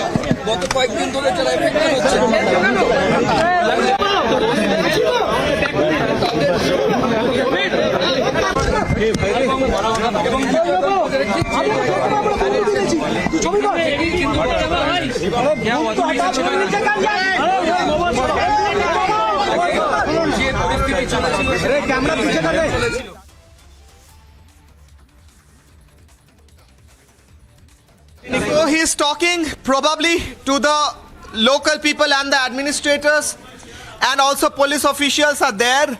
The governor is trying to talk and understand the reason of the violence, large-scale violence that could not be curbed by the police department is in West Bengal.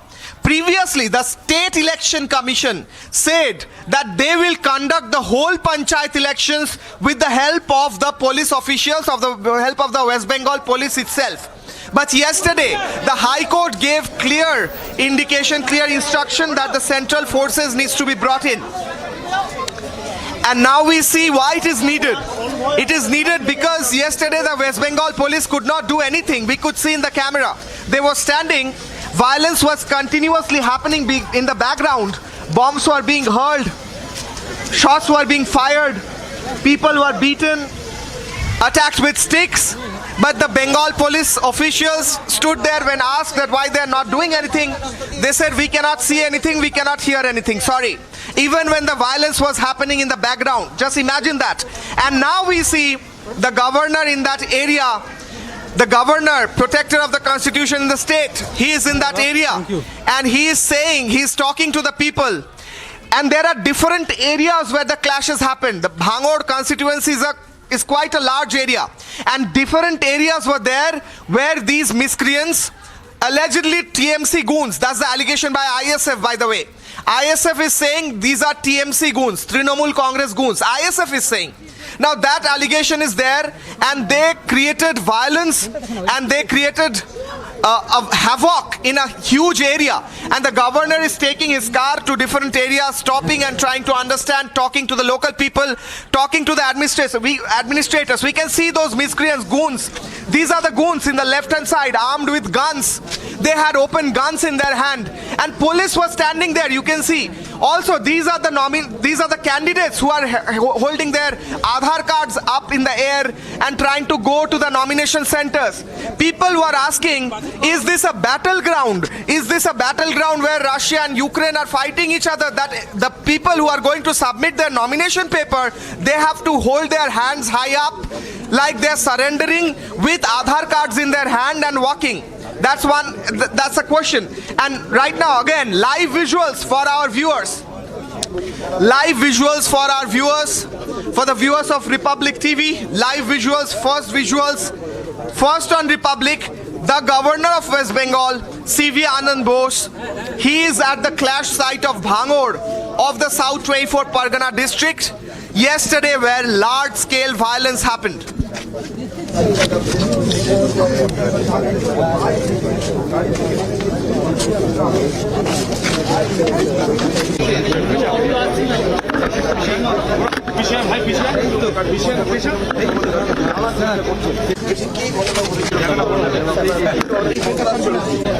ছিল সেই ঘটনা এইসব বিষয়গুলি তুমি দেখতে পাচ্ছ আমার স্থানীয় বাসিন্দা স্থানীয় ব্যবসায়ী তাদেরকে একেবারে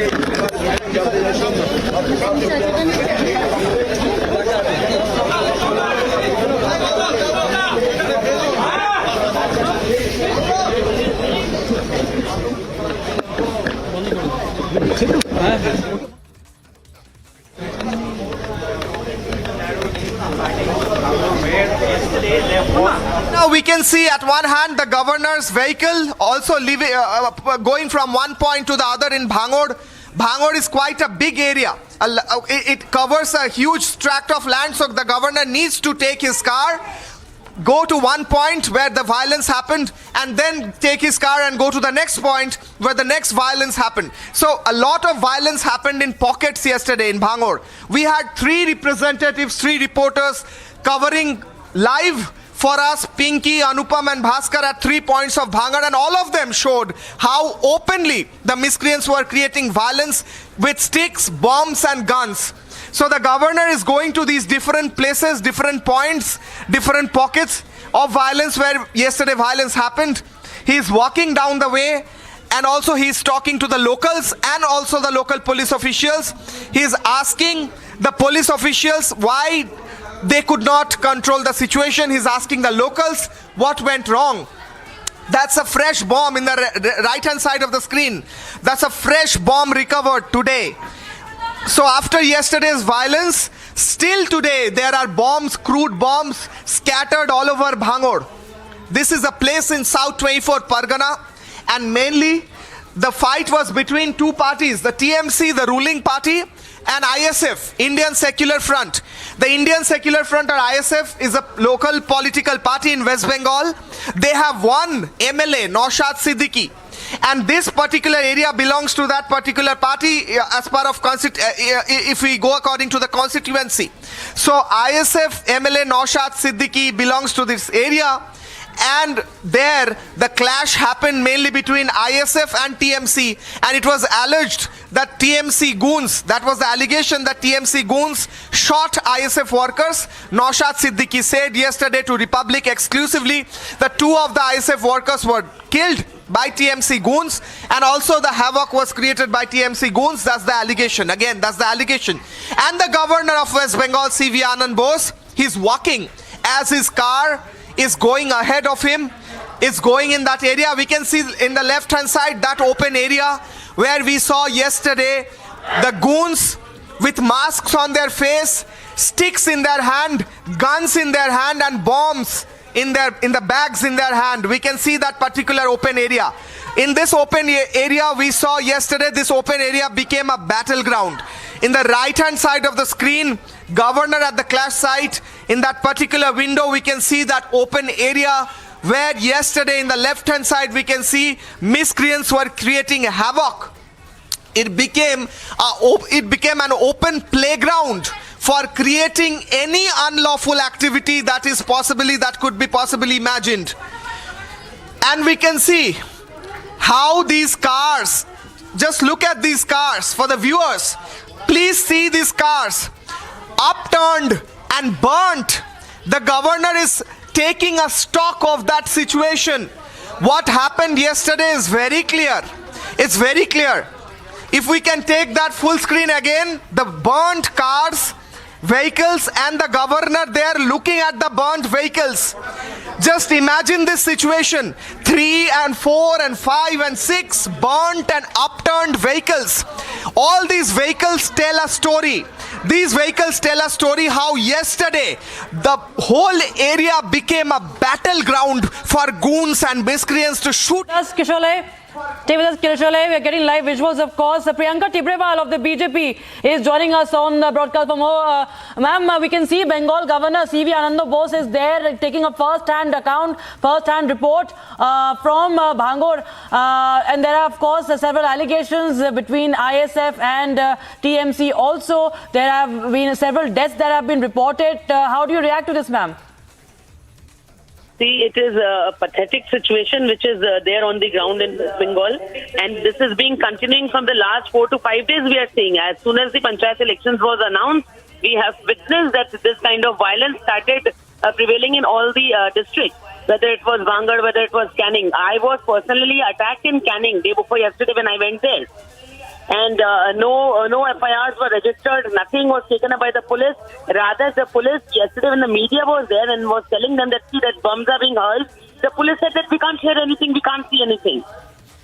So you and me, we can all visibly see on the TV screens that bombs are being hurled and, gunshots, we could see everything, but it is the police who cannot see anything.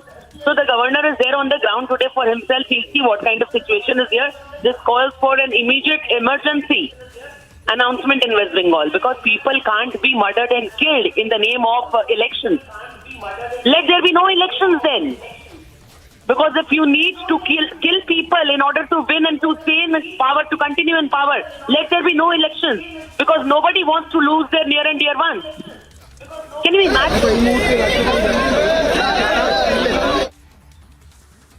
And we don't hear a single word from the Chief Minister. She is busy going to temples. We don't hear a single word from the Chief Minister. She is busy going to temples.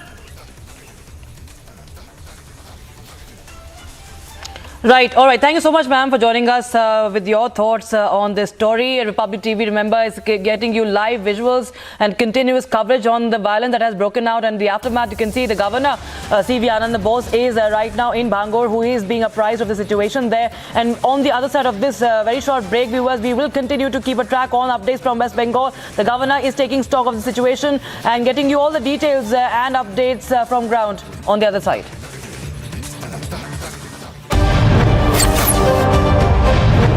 Mr. Malia, barrack number 12, jail conditions are ready according to Team India. Is that not fine according to the jail? Persistently been asking you only one question. Mr. Malia, why did you escape in 2015? Why did you walk out? Why did you rush out of India? Mr. Malia, why the question is bothering you when I'm not getting a single answer? Just answer one question, sir.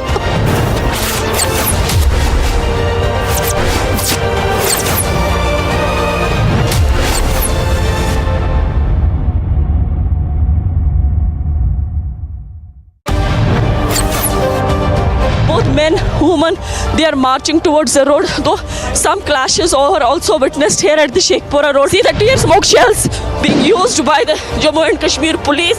Now we can see also that the protesters are not crossing the line.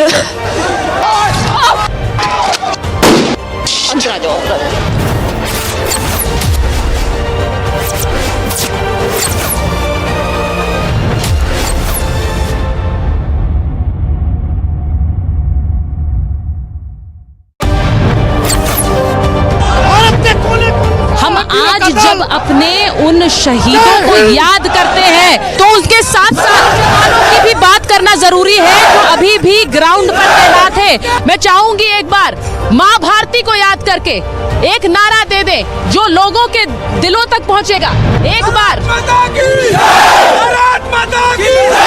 Bharat माता की भारत माता की।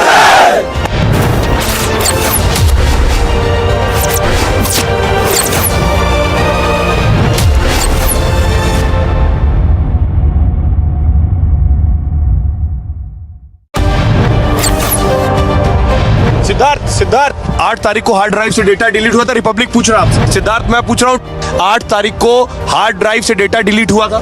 Data delete हुआ था hard drive से, आपने बताया है क्या था डेटा? 8 हार्ड ड्राइव का डेटा डिलीट हुआ था या नहीं?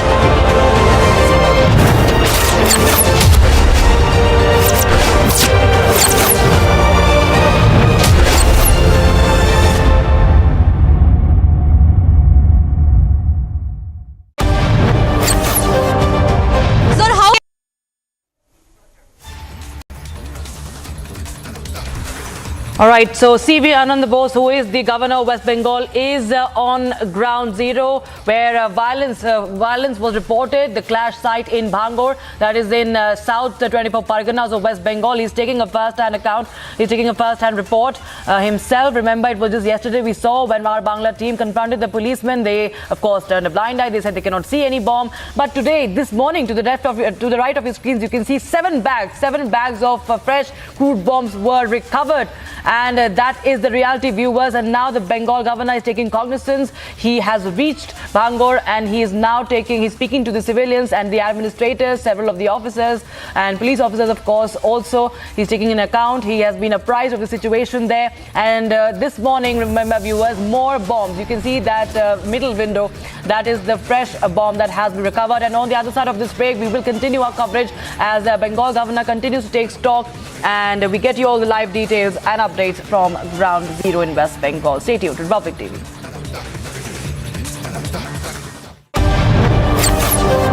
सर एफआईआर में किसी का नाम नहीं है, बर्ताव कर रहे, क्या इसका कोई एक्शन लिया जाएगा? सर कार्रवाई को लेकर क्या कहना चाहेंगे? भूपेंद्र जी कार्रवाई को लेकर क्या कहना चाहेंगे?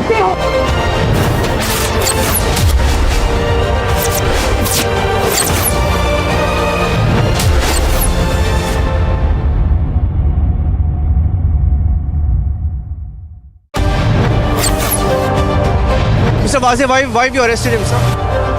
The Alibag police has arrested him under section 306 and 34 of... Because it was a case, I believe, that was closed by the police itself. Yeah, the same police and same court has opened it. Sir? No, I'm not. I'm following. I'm doing my job. I'm doing my job. I'm doing my job. I'm doing my job. I'm doing my job. They're trying to stop us from reporting.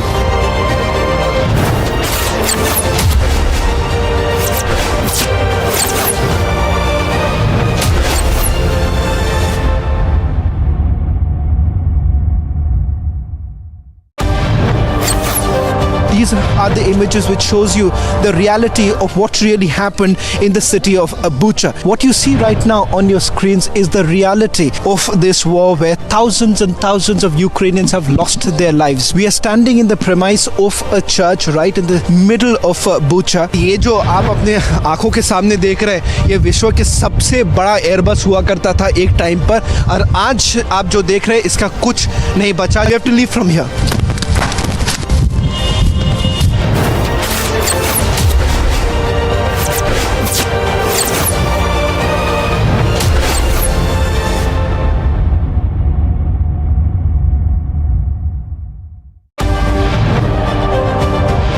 They're going to try and come back once again. Here, sir. Sir, this is the back entry. This is the back entrance of Mr. Chidambaram. Chidambaram has been arrested right now. That's me, Chidambaram, right now. He's been arrested on the screen.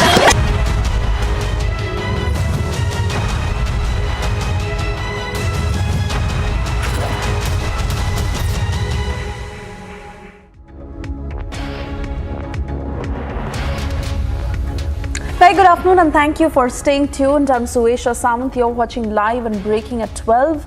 Well, breaking this minute is the visit of West Bengal Governor C.V. Ananda Bose, who was at the violence site of Bangor in South 24 Parganas district that witnessed sporadic violence between supporters of rival political groups over the nomination for the state panchayat elections. Cutting across to my colleague Kishale from Republic Bangla, who has been tracking every detail on the ground. Over to you, Kishale. Well, exactly, Suesha. We can see the live visuals. At one hand, we see that how today fresh bombs were recovered in the same site, in the same place where yesterday the large-scale violence happened. On the other hand, in the left-hand window, we can also see that how the governor is right now visiting the place where clashes happened, violence happened yesterday. The governor of West Bengal, C.V. Anand Bose, he is right now in the violence hit, clash hit Bangor area. This is in South 24 Parganas. Yesterday, when it was the last day of nominations for panchayat elections in West Bengal, there was a large-scale violence, and allegation was that the TMC workers and TMC goons attacked the ISF workers. This was the allegation by ISF. This was the allegation by ISF, and we could see the visuals. We could see how vehicles were burnt. We could see how sticks were taken out. We could see how the ISF workers and the TMC clashed in that particular area, and we could see how guns were also pointed even at the media persons, even at the reporters. And right now today the governor is visiting the clash site. He is speaking to the locals. He is speaking to the police officials who were posted in that particular area as well. And he is speaking to the locals and local people who were the victims yesterday, who were attacked yesterday. They are narrating to the governor what happened exactly, what went wrong yesterday. And now as we speak, Suesha, the governor is heading towards the BDO office, the block district officer's office, where the particular nomination process was happening, where the nomination filing was happening. The governor is going to that place. You will remember, Suesha, yesterday the BDO office where the nomination process was happening became a war zone. Outside the BDO office, armed miscreants were there to stop the candidates from filing nominations. The gate of the BDO office was locked by the miscreants, and the ISF party is alleging that these miscreants are from the TMC, from the Trinamool Congress party.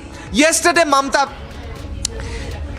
And right now we have Shukanto Majumdar on the phone. Mr. Majumdar, welcome to Republic. What we are seeing is that the governor is right now visiting the clash site, and even as he looks at the burnt cars and the fresh bombs that are being recovered, are you expecting that the governor is really going to take some action, as he said yesterday in his statement? Mr. Majumdar.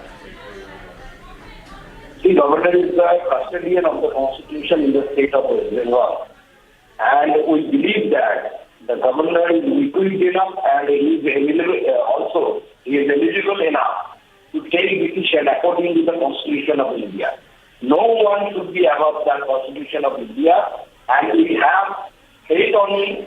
He should take action if necessary, because this election commission is totally biased. Even till now, after the slashing from the High Court also, till now, the election commission is trying to bypass the court judgment, and we have the information from the inside that, as stated by the court, that in every district the central force should be implemented, but the number of companies that should be implemented, it has not been mentioned in the warning. The commission is trying to engage the central forces as minimum as possible. So this is the mindset of the election commission of West Bengal, and that's why governor should take necessary action to prevail the right those have been given by the Constitution of India to the people of this state. Thank you very much, Mr. Majumdar. So there was Shukanto Majumdar. He was speaking on the large-scale violence that happened yesterday, and he clearly said that the central forces who are coming after the direction of the High Court yesterday, he's saying that they have faith that the governor and the central forces will help in bringing peace in those areas. As we saw yesterday, Suesha, what happened yesterday was unprecedented. As also Mr. Majumdar was saying, never in past in any elections, a part of West Bengal became almost like a battleground which we saw in Ukraine or Russia that we were covering.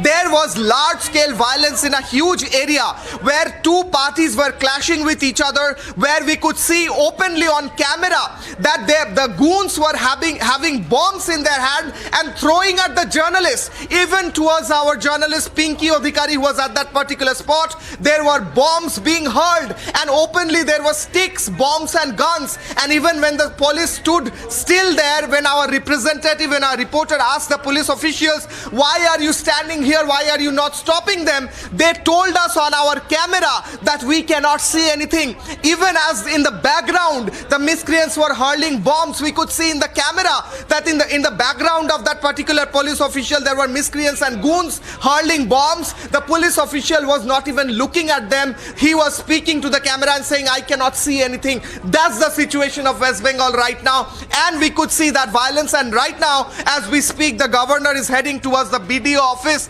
in Bhangor 1 area in South 24 Pargana, where the whole clash has happened, and the governor is also expected to speak to the BDO and understand that why a huge number of police force that was deployed in that area could not control the situation, and why the election commission also, the state election commission also did not do anything substantial to stop the violence and to allow the candidates to file their nomination papers. Suesha.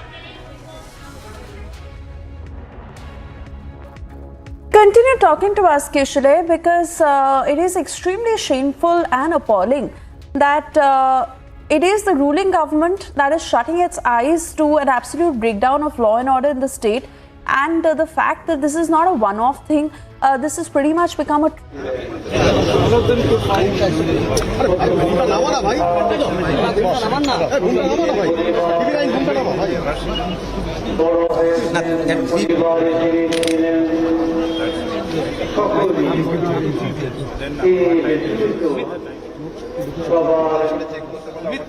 Kishore, I want to come back to you because we were trying to get the statement of the governor in case he is officially speaking on this matter. But while we wait for that, Kishore, extremely important to talk about this because it is an appalling state of affairs in the state of West Bengal. And what is most shameful is the fact that it has become a trend. This kind of violence ahead of the polls, and goons taking over, an absolute breakdown of law and order, and how the TMC completely shuts its eyes to it.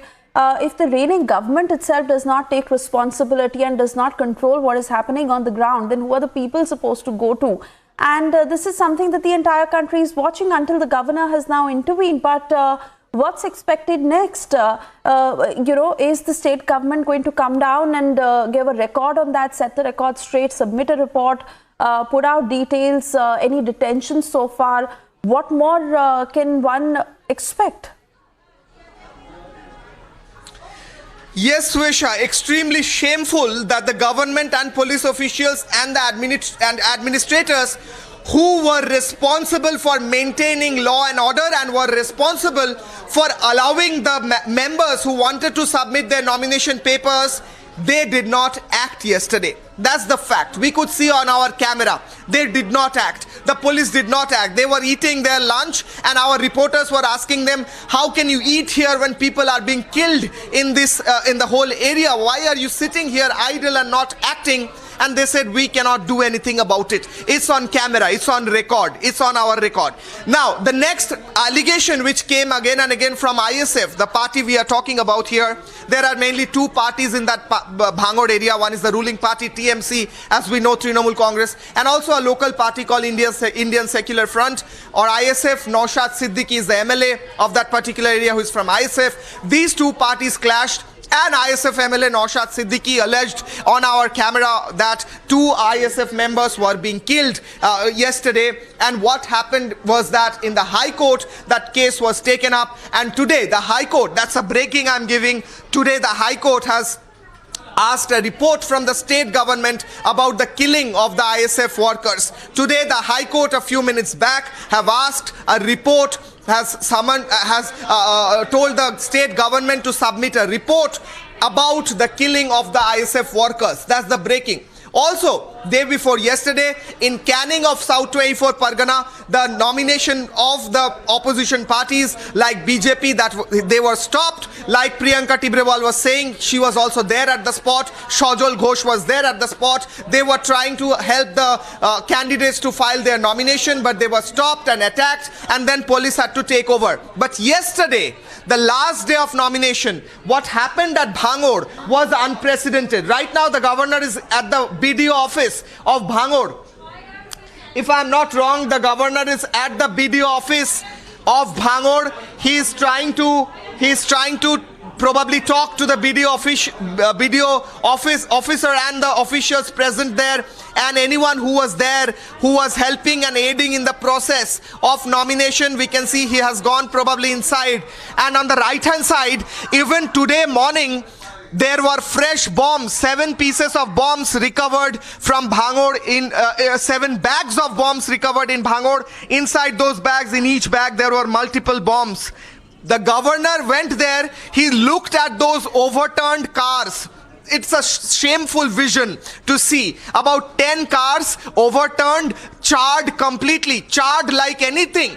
And that the state governor, the governor of the state has to go there and look at that. And then he has to go to the BDO office himself. The protector of the constitution, as Shukanto Mojumdar quoted, he said he's the protector of the constitution of this state. So he has to go himself in the BDO office and understand why this happened is also quite shameful, because yesterday he gave a statement and he used a term called shaitan. He said anyone who has done this violence, any shaitan, any sinner, any demon who has done this particular violence, taken part in it, will not be spared. That is what he said in his statement, official statement. And right now, governor in the BDO office at one hand. On the other hand, still now, situation at Bhangur remains tense as more and more bombs are recovered. On the other hand, the other breaking is that the Calcutta High Court has asked the state government to submit a report on the official report on the death of the ISF workers who were killed yesterday. Actually, they were shot in their head and they were killed. And allegation is that by Naushad Siddiqui that they were killed by TMC workers and TMC goons. After that, we saw Naushad Siddiqui and the Communist Party. All of them went to the State Election Commission. They staged a dharna. They were sitting in front of the State Election Commission. Just at that moment, another judgment came from the Calcutta High Court that in all the districts of West Bengal, the panchayat elections needs to be carried out under the surveillance of the central forces. And then we understood, we had a bite of the election commissioner. He was saying that we will abide by the direction of the High Court. So it's a fact that in next 48 hours the central forces will be coming to the state and they will be taking over the law and order situation till the panchayat elections. But what will happen to the people who already died yesterday in Bhangod? Also there were deaths reported from other areas like Chopra, from other areas like Murshidabad, from other areas like Canning as well, in South 24 Pargana as well. So in Murshidabad, the first day of nomination, one Congress worker died. In Murshidabad again yesterday, another party worker died, and in Chopra 2 Communist Party workers also died. That's the allegation by Biman Basu. Biman Basu, left leader and president, state president of the left front, he alleged, the state president of the left front, Biman Basu, alleged that 2 CPIM workers, Communist Party workers, were also killed yesterday. So that takes the whole death toll just in the nomination process to 8, even more than that possibly, which are not even reported probably. So what will happen on the election day? On the 8th, in one phase, 70,000 panchayat seats will go up for election. These are the questions. But at least now the opposition is saying that the central forces will be coming. So that's one kind of statement, one kind of situation where there will be someone who will be protecting the nominees, protecting the voters from the miscreants. That's the hope that the opposition parties are keeping. But right now, as we speak, Suesha, the governor is visiting the violent clash sites. He has already went. He already went to that particular field where the clashes, where the battleground was taking place, where the battle was taking place, and there were vehicles which were upturned and burnt and charred. And right now he's in the BDO office. In the BDO office, the nomination process was going on yesterday, and it also turned into a war zone as the BDO office was locked up by allegedly Trinamool goons. That's the allegation of ISF. Allegedly Trinamool Congress TMC goons closed the BDO office, locked it up, and they were standing guard in front of the BDO office with bombs, guns and sticks to stop anyone from coming to submit nomination papers. That's the allegation from ISF. The governor is there right now trying to take a stock of the whole situation. Suesha. Kushale, it is absolutely imperative that the central forces take charge at this time, given the absolute breakdown of how the police is not being able to control the situation. Also, seeking accountability from the TMC government becomes all the more important given that this kind of violence has been continuing for days, and like you're citing instances of how they put up a blind eye to it, so much so that it is caught on our cameras with our reporters, and which is why, Kishali, extremely important to really put out for our viewers the extent of damage that has been caused due to days of violence that has been ongoing in South 24 Parganas, and how those who are actually to take charge are not being able to control the situation at all. Give us an account of it. Well, Suesha, the first day when the nomination process started in South 24 Pargana in Bhangod, we saw, those visuals are also recorded with us, as you said, we saw there were trucks in which people, goons, their faces covered with cloth and with sticks in their hand, wickets in their hand, they were just entering that area, taking their position in front of the nomination centers. Then we saw that the sticks became bombs. They had bombs in their hand. There were more people coming in. Then we saw that the bombs became guns. Yesterday we saw that there were goons with guns in their hand. Not only guns, but they had bullets. They were again and again refilling their guns and shooting as well.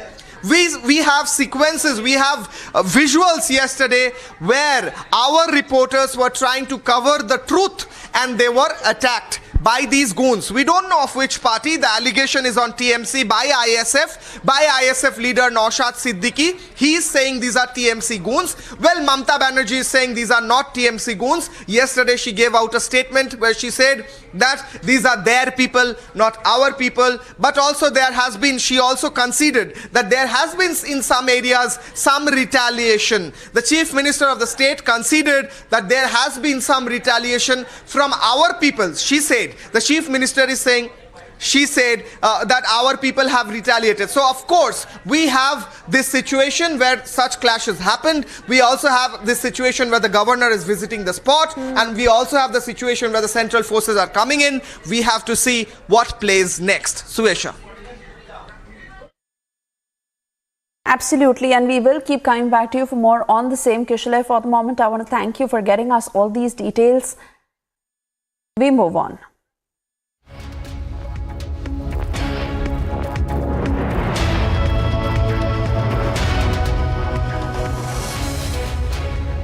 And while Prime Minister Modi virtually addressed the G20 agricultural ministers meet, lauding the agricultural sector's role in the nation's economy, while adding that India promotes natural as well as technology-enabled farming. The three-day G20 agricultural meeting is taking place in Hyderabad.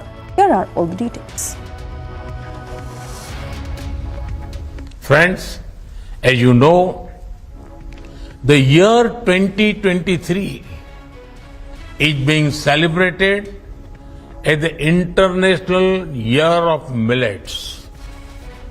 You will find a reflection of this on your plates in Hyderabad with many dishes based on millets or Sri Anna, as we call it in India. These superfoods are not only healthy to consume, but they also help raise the income of our farmers by using less water, needing less fertilizer, and being more pest resistant. Of course, millets are not new. They have been cultivated for thousands of years. But markets and marketing had influenced our choices so much that we forgot the value of traditionally grown food crops. Let us embrace Sri Anna millets as the food of our choice. As part of our own commitment, India is developing an Institute of Millets Research as a center of excellence for sharing best practices, research and technology in millets.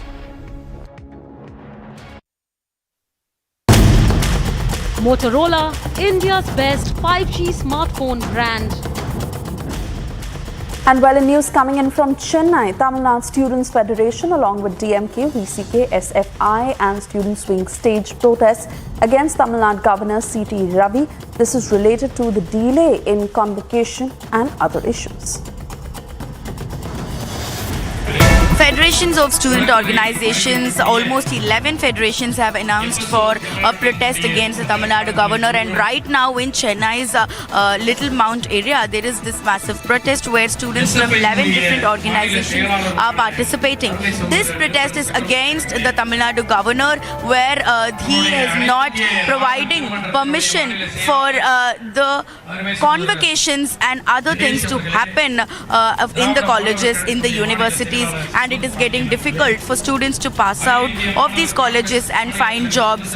And the DMK Students Wing, the Student Federation of India, the Dravida Student Federation and many other student federations are protesting against Governor R.N. Ravi. Whereas we know that there is always a tussle between the government and the governor, which is mostly political. Now it has moved to the educational sector as well, where we can see students themselves coming to the ground and protesting. These these student federations, though they are mostly, protesting for their reasons, which is inside of their colleges, inside restricted to their universities.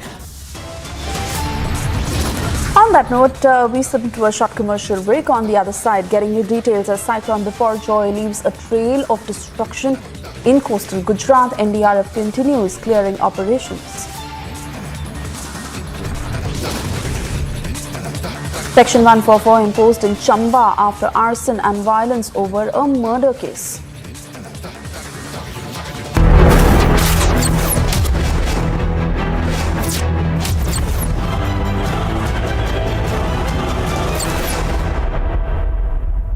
The top-ranked Amity BTech attracts some of the most brilliant students of India, with alumni working in top companies around the world and earning over 2 crores rupees per annum. To apply, visit amity.edu.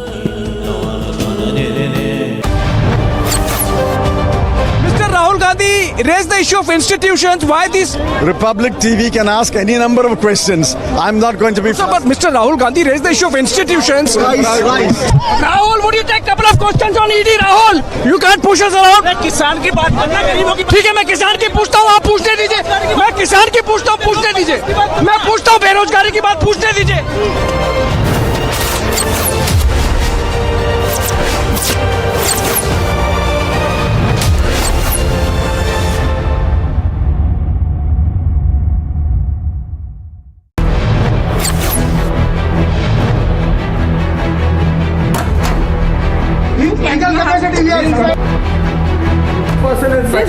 This gent who has entered my house illegally.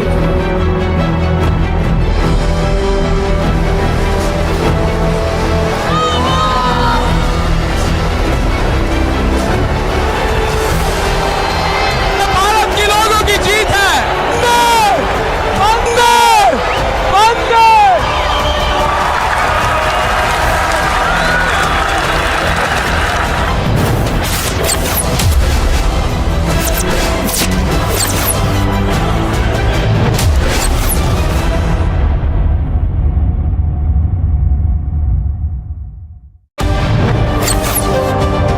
Lalu ji आपके शहाबुद्दीन से क्या रिश्ते हैं? अरे तुम बराबर यही सवाल पूछते हो। शहाबुद्दीन हमारे पार्टी में थे, जेल में है। बातें होती हैं जेल में? कैसे बात होगी जेल से? टेप चलाते तुम्हारे पास होगा टेप? हाँ टेप है वो चलाया भी है। चलाते रहो हरि का भजन गाते रहो। There you can see Lalu Prasad Yadav losing his cool with reporters, saying that you have absolutely no stature to ask him questions.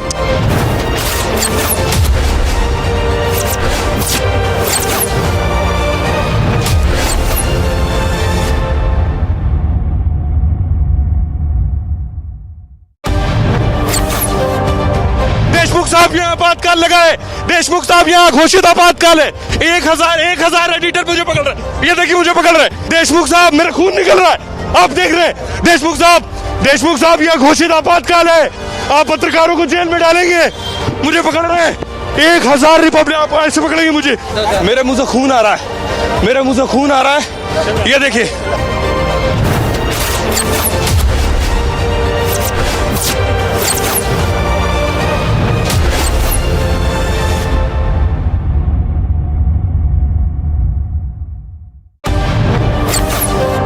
These are the cars carrying Christian Michel. You are going to see more and more cars on your screens right now. And that is Christian Michel. First visuals on your screen. Christian, would you want to speak? Christian, have you turned an approver? Christian, would you give facts to India? Christian, will you tell the truth about those names? Christian, will you tell the truth about the family? Christian, and that's the car getting in. Christian Michel. Motorola, India's best 5G smartphone brand. Thank you for staying with Republic. And well, flash floods hit North Sikkim district, submerges National Highway 10 at Pegong. Heavy rains that lashed North Sikkim, which resulted in the overflow of nearby rivers, leading to flash floods that engulfed National Highway 10. Now, according to officials, a flash flood that hit Sikkim on Thursday night, where areas such as Lanchin and Lachung in North Sikkim were completely cut off from the rest of the state due to flash floods.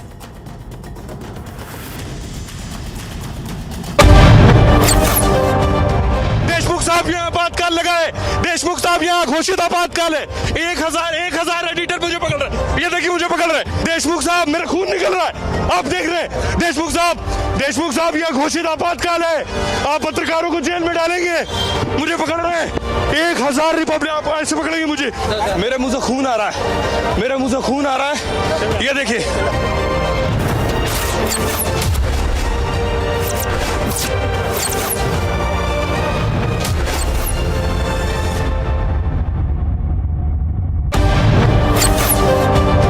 Charles, please. Mr. Please. Mr. Charles, what lies ahead? Mr. Charles, what's lying ahead for you now? Mr. Charles, are you really think France will be safe for you?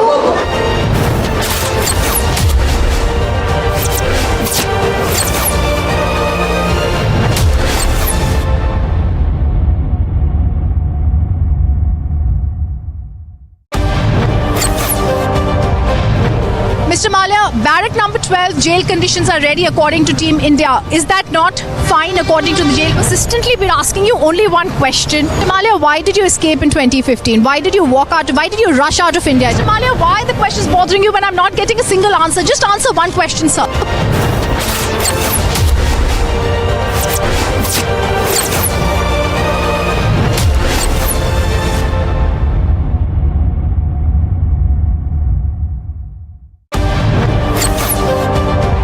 Men, women, they are marching towards the road. Though some clashes are also witnessed here at the Sheikhpura road. See the tear smoke shells being used by the Jammu and Kashmir police. Now we can see also that the protesters are not crossing the line.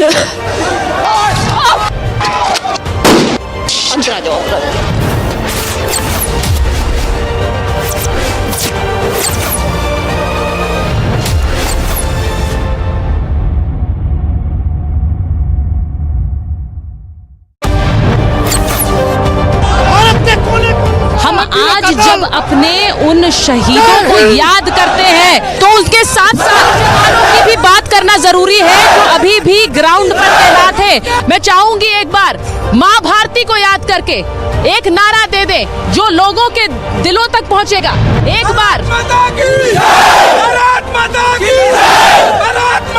जय, भारत माता की जय।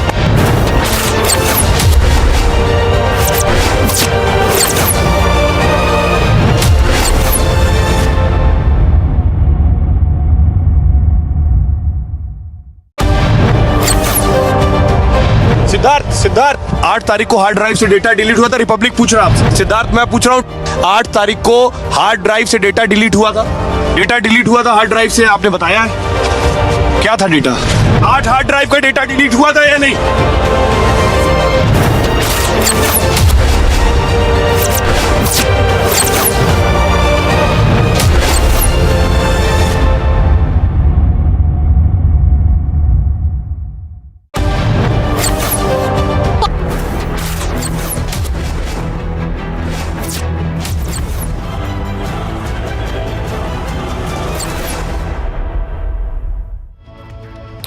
A very good afternoon. We are live and breaking on Republic TV. I am Rakshita Mishra getting you all the top stories from across the globe. Let's take a look at the headlines first. Motorola, India's best 5G smartphone brand. A day after violence, Bengal governor visits the clash site to get a first-hand report in Bhangar. Bags full of crude bombs and explosives were found in Bhangar yet again. Is this not evidence enough for the state police? Is the big question. Union Minister's house attacked by insurgents in Imphal. Situation in Manipur continues to remain tense. VHP to stage protests against Congress government decision to repeal law against forced conversions in Karnataka. The cyclone Biparjoy leaves a trail of destruction in coastal Gujarat. NDRF continues the clearing operations.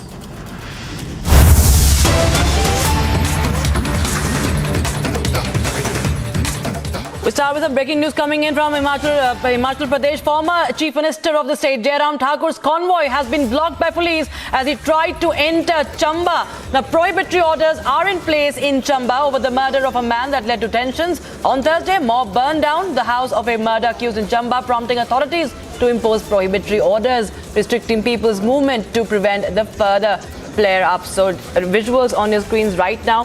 Jairam Thakur has been stopped by cops in Himachal Pradesh, the former chief minister, as prohibitory orders have been put in place in Chamba. Amandeep is joining us for more on this. Amandeep, Jairam Thakur has been stopped by cops. And what more details do you have?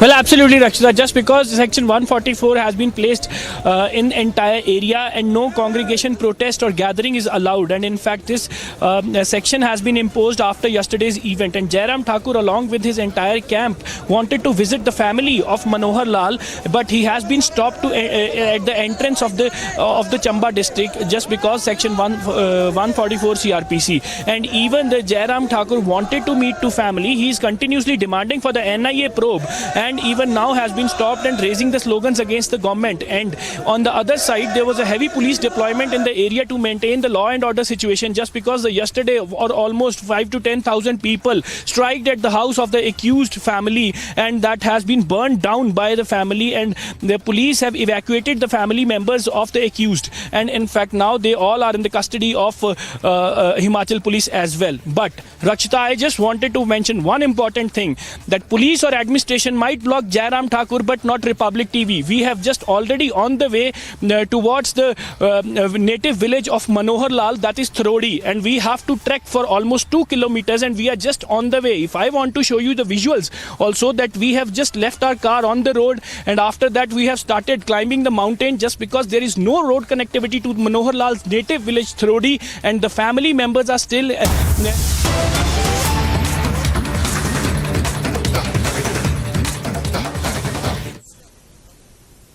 सरकार की असंवेदनशीलता, Bharatiya Janata party के कार्यकर्ताओं पर जिस प्रकार के हिंसक और प्राणघातक हमले हो रहे हैं, 25 से 30 ऐसी घटनाओं की तो हम लोगों के पास सूची है जिसमें गंभीर रूप से हमारे कार्यकर्ता घायल हुए हैं और उनके ऊपर प्राणघातक हमले हुए हैं। उससे भी अधिक चिंता का विषय यह है कि राज्य के निर्वाचन आयोग के द्वारा इन सारी घटनाओं के प्रति एक निहायत ही असंवेदनशील और गैर जिम्मेदाराना रवैया इख्तियार करना, जिसकी वजह से न्यायालय जाना पड़ा और न्यायालय के हस्तक्षेप के बाद स्थितियों पर नियंत्रण लगाने का प्रयास किया गया। पश्चिम बंगाल की सरकार, पश्चिम बंगाल की पुलिस जिस प्रकार से बर्ताव कर रही है, यह देश के लोकतांत्रिक और चुनावी इतिहास में एक बहुत काला अध्याय है। एक फैक्ट आपके सामने रखना चाहता हूं कि अंतिम दिन तृणमूल कांग्रेस के 40,000 से अधिक लोगों ने नामांकन किया और पश्चिम बंगाल में 341 ब्लॉक हैं। 4 घंटे के अंदर यदि 40,000 से अधिक लोग नामांकन करते हैं केवल 341 ब्लॉक में, और इसमें तो अन्य भी दलों के लोगों ने नामांकन किया है अंतिम दिन, ऐसा तो नहीं है कि सिर्फ तृणमूल कांग्रेस ने किया है, लेफ्ट ने भी किया है, कांग्रेस ने भी किया है, हमने भी किया है। यानी औसतन एक व्यक्ति के नामांकन का समय 2 मिनट के आसपास आता है। अब व्यवहारिक दृष्टि से समझा जा सकता है कि सरकार और राज्य की चुनाव आयोग के दिशा निर्देश में काम कर रही चुनावी मशीनरी कितनी ईमानदारी से काम कर रही है। यदि एक नामांकन पत्र को सरसरी नजर से भी देखना हो कि उसके अंदर कोई गलती नहीं है, तो वो 2 मिनट में नहीं देखा जा सकता। 5, 7, 8 मिनट तो आपको देखने में लगते हैं। इसके बावजूद इस गति से हुए नामांकन यह दर्शाते हैं कि सरकार किस प्रकार से व्यवस्था को हाथ में लिए है। और मैं पूछना चाहता हूं, जो लोग कहते थे कि democracy is almost finished in India, तो I want to ask them a categorical question that the level of violence which is been witness in West Bengal, the democracy is flourishing or it is vanishing ये लोकतंत्र का उद्भव दिख रहा है या तिरोभाव दिख रहा है? और जिस प्रकार से नामांकन की प्रक्रिया का मैंने उदाहरण बताया, क्या ये लोकतंत्र का उपहास नहीं है?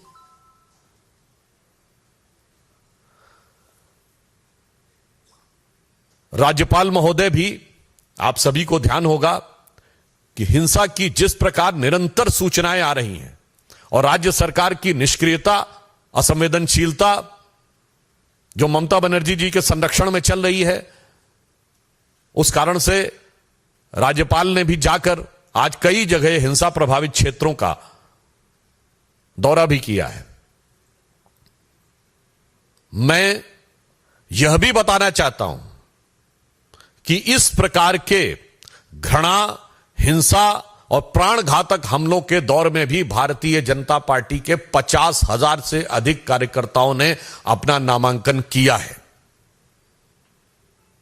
यानी इन प्रतिकूल परिस्थितियों में भी भारतीय जनता पार्टी के कार्यकर्ता पूरी दृढ़ता के साथ, साहस के साथ उस जुल्म और ज्यादती को सहते हुए लोकतंत्र की लड़ाई लड़ने के लिए आगे बढ़ रहे हैं। और मैं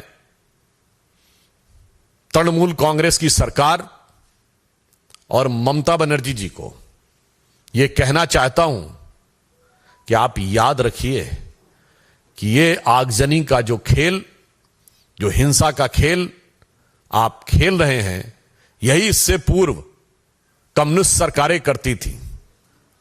और उनका हश्र क्या हुआ? लोकतंत्र में जनता जनार्दन है और जिस प्रकार का अत्याचार और अनाचार हो रहा है उसकी पराकाष्ठा पूर्ण हो रही है। तो मैं उन्हें सुझाव और आगाह करते हुए यह कहना चाहूंगा कि जो अटल जी की कविता की पंक्ति थी कि चिनगारी का खेल बुरा होता है, चिनगारी का खेल बुरा होता है, औरों के घर में आग लगाने का सपना अपने घर में ही अक्सर खरा होता है। तो जो कुछ ये कर रहे हैं, और इसी के साथ मैं समस्त विपक्षी दलों से पूछना चाहता हूं कि लोकतंत्र का जो स्वरूप, हिंसा से घायल स्वरूप दिखाई पड़ रहा है, पश्चिम बंगाल में जो मां माटी मानुस की बात करती थी, वहां भारत मां के विरुद्ध खड़ी हुई शक्तियां प्रबल, माटी खून से सनी हुई और मनुष्यता पूरी तरीके से व्यथित और कलंकित नजर आ रही है। उसके बाद भी किसी विपक्षी दल को इसके लोकतंत्र में कोई समस्या नजर नहीं आ रही।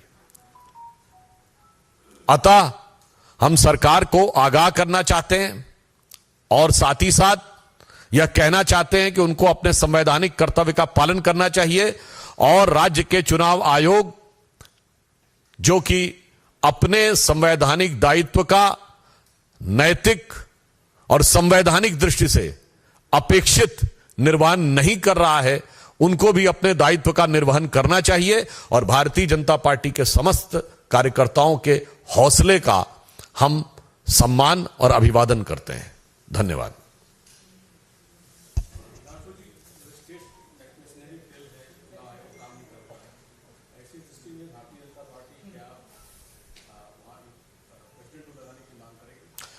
देखिए, चुनाव की प्रक्रिया चल रही है और आप सभी को विदित है कि चुनाव की प्रक्रिया के समय चुनाव आयोग के ही निर्णय सर्वोपरि होते हैं। इसीलिए मैंने चुनाव आयोग यानी राज्य के चुनाव आयोग को से यह अपेक्षा की है कि वो अपने संवैधानिक दायित्व का नैतिकता के साथ पालन करे।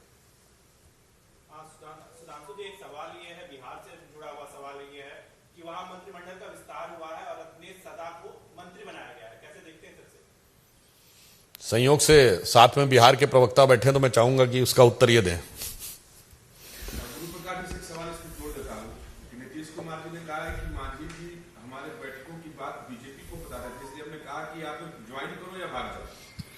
नहीं, देखिए, हमें ये समझने की आवश्यकता है, आज बिहार में जो महागठबंधन का स्वरूप है वो शुद्ध रूप से पिछड़ा विरोधी है, दलित विरोधी है, गरीब विरोधी है, शोषित विरोधी है। आखिर क्या कारण है कि इन्हीं नीतीश कुमार जी के साथ उपेंद्र कुशवाहा जी, उनके स्वाभिमान के साथ समझौता हो रहा था। जीतन राम मांझी जी मूसर समाज से आते हैं, महादलित समाज से आते हैं, आपको बर्दाश्त नहीं हो रहा था। यह महागठबंधन का असल चाल, चेहरा और चरित्र है। जो नीतीश कुमार जी आजकल दिल्ली का दौरा लगा रहे हैं, आप बिहार में तो अपनी सरकार को संभाल के रख नहीं पा रहे हैं। और जो विजुअल्स हमारे सामने आए हैं, आप जिस मंत्रिमंडल शपथ ग्रहण की बात कर रहे थे, वरिष्ठ नेता हैं रत्नेश सदा जी, महादलित समाज से आते हैं।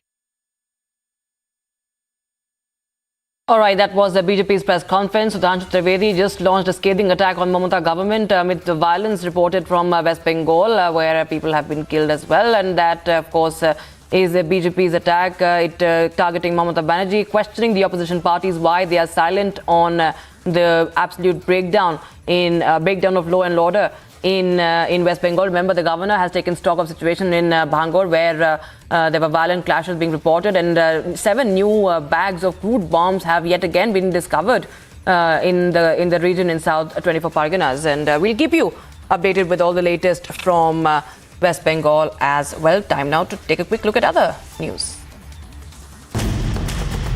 Motorola, India's best 5G smartphone brand. After the Siddaramaiah-led Congress government in Karnataka decided to withdraw the conversion law brought in by the previous BJP government, former Karnataka Chief Minister and BJP leader Basavaraja Bommai hit out at the Siddaramaiah-led Congress government's decision to withdraw the anti-conversion law, saying that the Grand Old Party is jeopardizing the interests of the people of the state. In a bold and unexpected move, Delhi Health Minister Saurabh Bharadwaj of the Aam Aadmi Party proposed an intriguing offer to the Congress. On Thursday, Bharadwaj announced that if Congress refrains from contesting elections in Delhi and Punjab, the Aam Aadmi Party would reciprocate it by abstaining from the upcoming elections in Madhya Pradesh and Rajasthan. Tamil Nadu BJP President K. Annamalai retorted to the criminal defamation charges levelled against it by DMK Treasurer and former Minister T.R. Balu in connection with allegations imposed by the BJP leader at a press conference on 14th of April. This comes after the Metropolitan Magistrate Court in Chennai summoned Annamalai to appear before court. After the Delhi police requested court approval to dismiss the POCSO case against the chief of Wrestling Federation of India, Brijbhushan Sharan Singh, citing the retraction of allegations by a minor and a father, Sakshi Malik has raised concerns and criticized the police's handling of the complaint. She says that there was pressure and threats. That is what she has heard, and the court has to decide. According to Kashmir Zone Police, 5 terrorists were killed in an encounter that broke out between terrorists and joint parties of the army and police in Jammu and Kashmir's Kupwara district in the wee hours of Friday. The search of the area is underway. In a historic commemoration, Prime Minister Narendra Modi will lead a yoga session for the first time at UN headquarters on the 9th International Day of Yoga. That is to be celebrated on the 21st of June. The International Day of Yoga aims to raise awareness worldwide of the many benefits of practicing yoga. Recognizing its universal appeal in December 2014, the United Nations proclaimed 21st of June as International Day of Yoga. Prabhas's Adipurush has finally seen the light of the day today after multiple postponements and controversies. In Telangana and Andhra Pradesh, early morning shows at 4 a.m. went sold out. Fans celebrated Prabhas's arrival as Lord Ram in Adipurush. Twitter is abuzz with the first reviews of the film. Netizens called Adipurush as Prabhas's comeback and termed it as a modern retelling of Ramayana.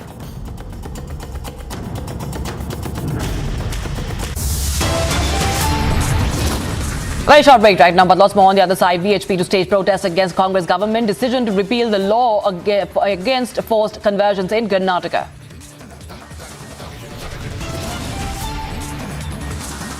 And Cyclone Biparjoy leaves a trail of destruction in coastal Gujarat. NDRF continues clearing operations. All that and much more on the other side. Don't go anywhere.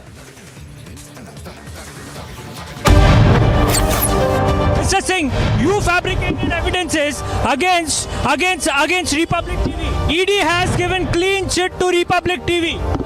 Now India today is under the scanner of Enforcement Directorate, Mr. Singh. Mr. Singh, who was there in this conspiracy with you? Who were your political bosses?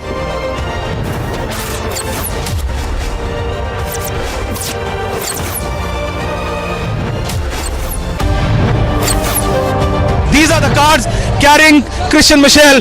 You are going to see more and more cars on your screens right now. And that is Christian Michel. First visuals on your screen. Christian, would you want to speak? Christian, have you turned in a Bruak? Christian, would you give facts to India? Christian, will you tell the truth about those names? Christian, will you tell the truth about the family?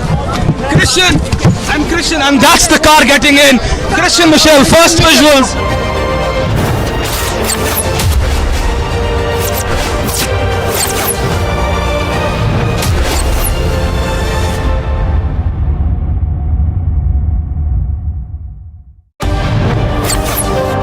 Sir FIR में किसी का नाम नहीं है। Sir बर्ताव कर रहे हैं, क्या इसका कोई एक्शन लिया जाएगा? सर कार्रवाई को लेकर क्या कहना चाहेंगे? भूपेंद्र जी कार्रवाई को लेकर क्या कहना चाहेंगे?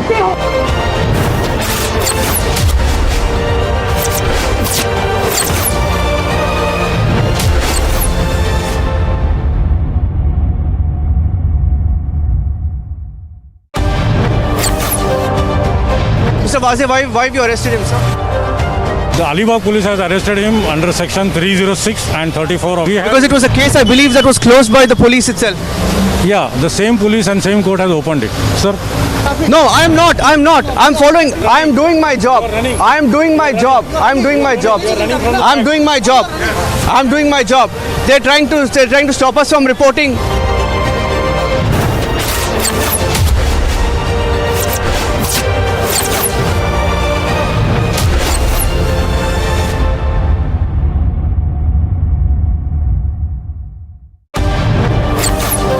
These are the images which shows you the reality of what really happened in the city of Bucha. What you see right now on your screens is the reality of this war where thousands and thousands of Ukrainians have lost their lives. We are standing in the premise of a church right in the middle of Bucha. ये जो आप अपने आंखों के सामने देख रहे हैं, ये विश्व के सबसे बड़ा एयरबस हुआ करता था एक टाइम पर, और आज आप जो देख रहे हैं इसका कुछ नहीं बचा. You have to leave from here.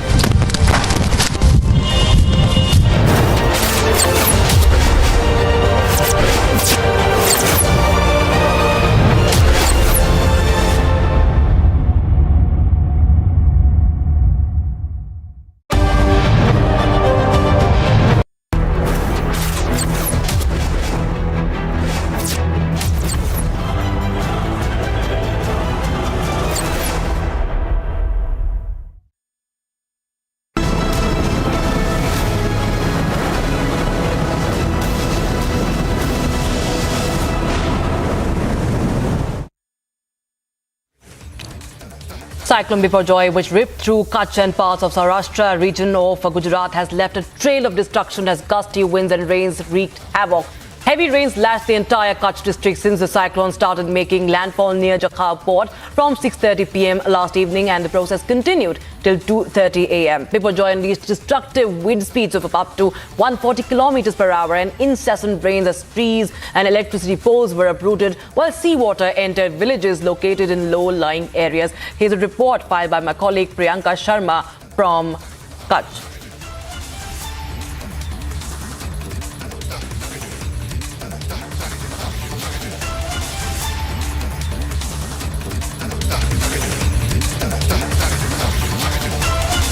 The worst part of the storm has passed, the night has passed, and the people have braced themselves for the storm. Through the night, there are images like this one where we're reporting from, the shelter homes that had been set up, the people that had come together through the night, bracing the storm, bracing the gusting winds that had been going on across 7 districts of the state, particularly in Kutch. This is, of course, the outskirts of Bhuj as well, where we are seeing more and more of these shelter homes that essentially show us a picture of how people have braved out the storm, how people had left behind their houses, and in fact we need to also speak to them to understand what really will be their journey going ahead, because life will not be back to normal very easily for a lot of people. And of course we will of course understand as to how life has really changed for these people as well. To understand, let's get in a word from them. आप बताइए, आप यहाँ पे shelter home में आपको यहाँ पे रखा गया था, कहाँ आपका घर है, क्या पूरी स्थिति हुई है, रात भर में क्या क्या हुआ, अपना पूरा अनुभव पिछले 24 घंटे का था। अभी ऐसा हो गया कि 24 घंटे की वावाजोड़े के हिसाब से संजय नगरी में हम रहते हैं। वहाँ तालाब फरिया है, तालाब फरिया में पानी का बहुत जोर रहता है, बहुत जोर रहता है। इसके हिसाब से इधर हम स्कूल में आके ठहरे हैं। अभी सब नुकसान तो होता है, सब जगह पे नुकसान भी हुआ है। किसी का मकान उठ गया, किसी का झुपड़ा उठ गया, छापरा उठ गया, सबके नुकसान हुआ है। ये तो कुदरत का आफत है, तो उसमें मालिक बचाता है सबको। आप क्या काम करते हैं और किस तरह से आपका परिवार भी साथ में था यहाँ पे, क्योंकि मैं देख रही हूँ महिलाएं और बच्चे भी यहाँ पे बहुत ज़्यादा हैं। हमें बताया जा रहा था 40 से ज़्यादा बच्चों को भी इस शेल्टर होम में रखा गया था। किस तरह से पूरी रात भी आप लोगों ने यहाँ पर पूरा जो स्टॉर्म पूरा था किस तरह से ब्रेव किया, और आप लोग क्या काम करते हैं और आगे जाते समय किस तरह से आप प्लानिंग करेंगे आगे? अभी सब मजदूरी करते हैं, ये मेहनत करते हैं, ये सफाई काम वाले हैं सब लोग। हम भी मजदूर इंसान हैं, मजदूरी कर रहे हैं।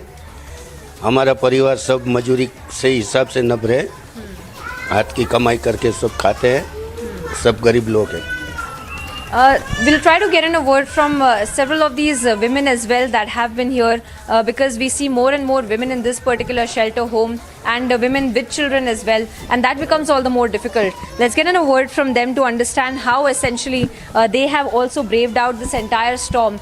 We'll speak to them. आप कहाँ से यहाँ पर शिफ्ट किया गया है आपको? आपका घर कहाँ है? दीनदयाल नगर घर है हमारा। पतरा उड़ गया है, झुपड़पट्टी नुकसान हो गया है। अभी आगे से समाचार दिया था कि राशन भरवा के रख दो घर में, तो राशन भरवा के घर में रख दिया तो सब पानी पानी हो गया। राशन साहिब हमारा बच्चा भूख मर गया, तो बाजू में स्कूल है, तो स्कूल में हमारे को सहारा दिया, तो 3 दिन से हमारा स्कूल में बैठ गया। बच्चा इधर खा पिए रहे है, सो रहा है, गादला तकिया सब है, पूरी सारवार सगोड़ है यहाँ पे। मैं देख रही हूँ आपके बच्चे भी आपके साथ में हैं। आप सब लोग साथ में ही थे, बच्चे भी कई सारे मैं देख रही हूँ, आप सब लोग यहाँ पे थे रात भर। किस तरह से आप लोगों ने ये पूरा डील किया? वो ही साहस के साथ टीम गुजरात ग्राउंड जीरो पे काम कर रही है। भगवान द्वारकाधीश और सोमनाथ दादा के आशीर्वाद से, सरकार की प्रोएक्टिव कामगिरी के कारण आज सुबह 8 बजे तक किसी भी प्रकार के कैजुअलिटीज़ की खबर नहीं है। कुछ लोग ज़ख्मी ज़रूर हुए हैं, उनका इलाज सरकारी अस्पताल, प्राइवेट अस्पताल सरकार द्वारा कराया जा रहा है। पूरे गुजरात में 22 जितने पुलिस के जवान हमारे ज़ख्मी हुए हैं। सेवा करते करते ज़ख्मी हुए ये जवानों की इलाज भी अस्पताल में चालू है। इस प्रकार की तेज हवा और बारिश के कारण कई जगहों पे बिजली के खंभे गिरे, पेड़ गिरे और छपरे वाले मकानों को नुकसान हुए है। कच्चे मकान के भी गिरने की खबर आई है। कल भारी बारिश और हवा के बीच में जब साइक्लोन लैंड हुआ, तभी भी शहरों में जहाँ पेड़ गिरने की खबर आई, बिजली के खंभे गिरने की खबर आई, वहाँ पे Gujarat police, NDRF, army, navy, coast guard, SDRF और पीटीएफ की टीम ने साथ मिलकर अलग अलग जगहों पे पेड़ एवं बिजली के खंभे तात्कालिक हटाए। तेज हवाओं के बीच में जिस प्रकार से ये टीम काम कर रही थी, उनको देख के कहीं ना कहीं ऐसा लग रहा था कि देश के एक एक लोगों को उन पे गर्व हो। उस प्रकार का काम कल टीम ने किया है। हमने देखा कि पिछले कई दिनों से सरकार ने समंदर के तट पे बसे हुए गांवों को, हज़ारों लोगों को, हज़ारों नागरिकों को स्थलांतरित किया और उनकी सभी प्रकार की व्यवस्था की गई। कल पूरे देश के नागरिकों ने कश्मीर से लेकर कन्याकुमारी तक सब जगहों पे अलग अलग लोगों ने गुजरात के नागरिकों की सुरक्षा की प्रार्थना की। गुजरात के कई ऐसे जिले हैं जहाँ ये साइक्लोन प्रभावित नहीं है। वहाँ के सेवाकीय संस्था जो है, उन्होंने सरकार के लोगों के साथ मिलकर सभी प्रकार की व्यवस्थाओं में मदद की। आज आप देख सकते हो कि सभी जगहों से लोग आके मदद में जुड़े हुए हैं, सभी प्रशासन के लोग इतने ही एक्टिवली काम कर रहे हैं। कल शाम को प्रधानमंत्री जी ने जब मुख्यमंत्री जी से बात की, मुख्यमंत्री जी का ट्वीट मैंने पढ़ा।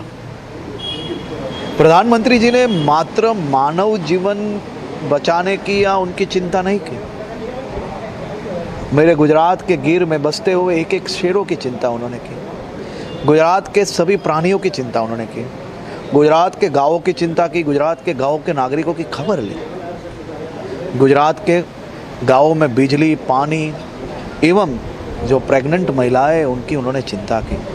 मुख्यमंत्री जी कल सुबह से सभी जिला प्रशासन। All right, that was Gujarat's Home Minister Harsh Sanghvi, who was who was in Dwarka.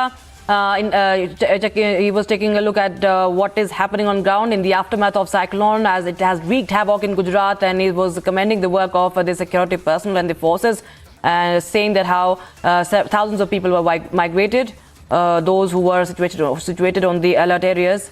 We'll get you more details on that, of course, on the other side of this break. All right, bags full of crude bombs and explosive found in South 24 Parganas, Bangor. Now, is this not evidence enough for the Bengal police?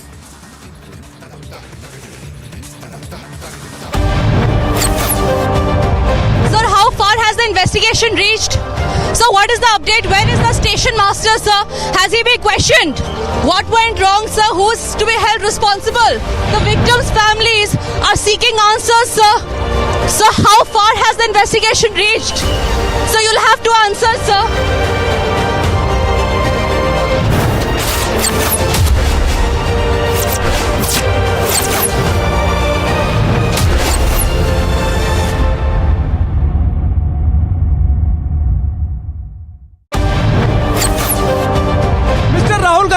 Raise the issue of institutions. Why this? Republic TV can ask any number of questions. I'm not going to be. So, but Mr. Rahul Gandhi raised the issue of institutions. Rahul, would you take a couple of questions on ED, Rahul? You can't push us around. मैं किसान की बात करना, गरीबों की। ठीक है, मैं किसान की पूछता हूँ, आप पूछने दीजिए। मैं किसान की पूछता हूँ, पूछने दीजिए। मैं पूछता हूँ, बेरोजगारी की बात पूछने दीजिए।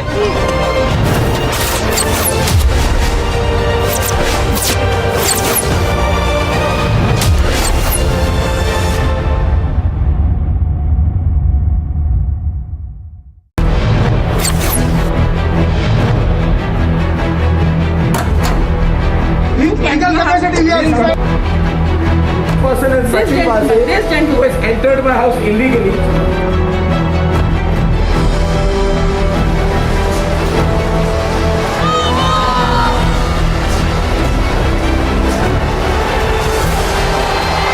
भारत के लोगों की जीत है। बंदर, बंदर।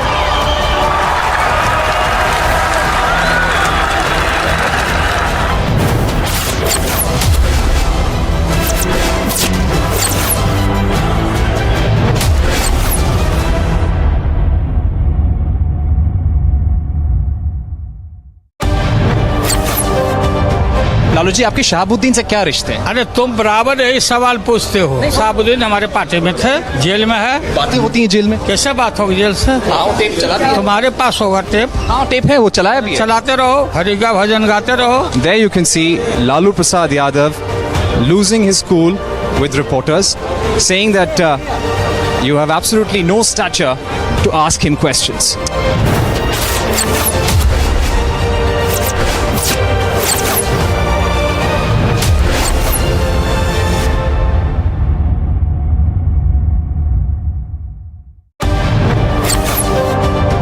देशमुख साहब यहाँ आपातकाल लगाए, देशमुख साहब यहाँ घोषित आपातकाल है।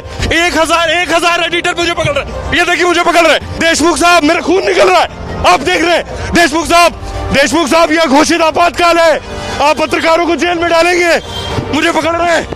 1000 रिपब्लिक, आप ऐसे पकड़ेंगे मुझे। मेरे मुंह से खून आ रहा है, मेरे मुंह से खून आ रहा है, ये देखिए।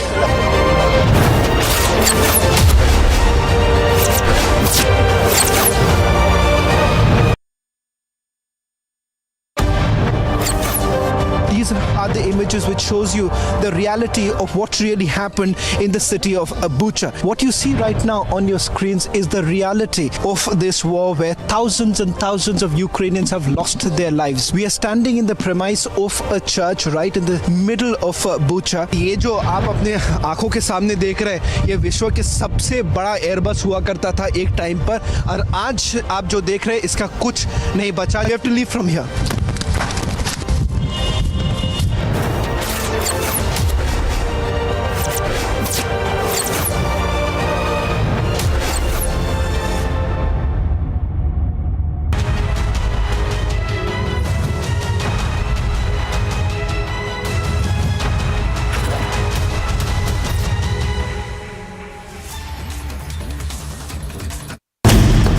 Motorola, India's best 5G smartphone brand.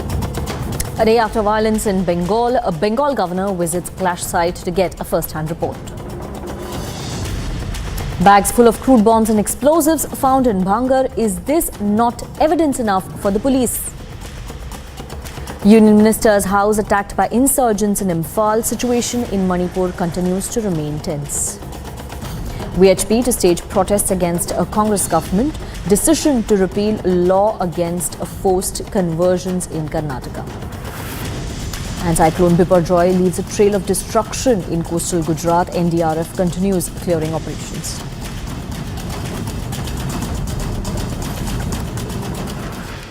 And we're cutting across to news coming in from the state of Himachal Pradesh, where prohibitory orders are in place following the murder of a man. Now, former Himachal CM Jairam Thakur's convoy has been blocked by the police as he tried to enter Chamba. In fact, we had some dramatic visuals coming in from Chamba earlier today, where the BJP, along with the former Himachal CM, staged sit-in protests in the hill town of Chamba that witnessed tensions for the last a few days after the murder of a man, the man who was hacked to death. He was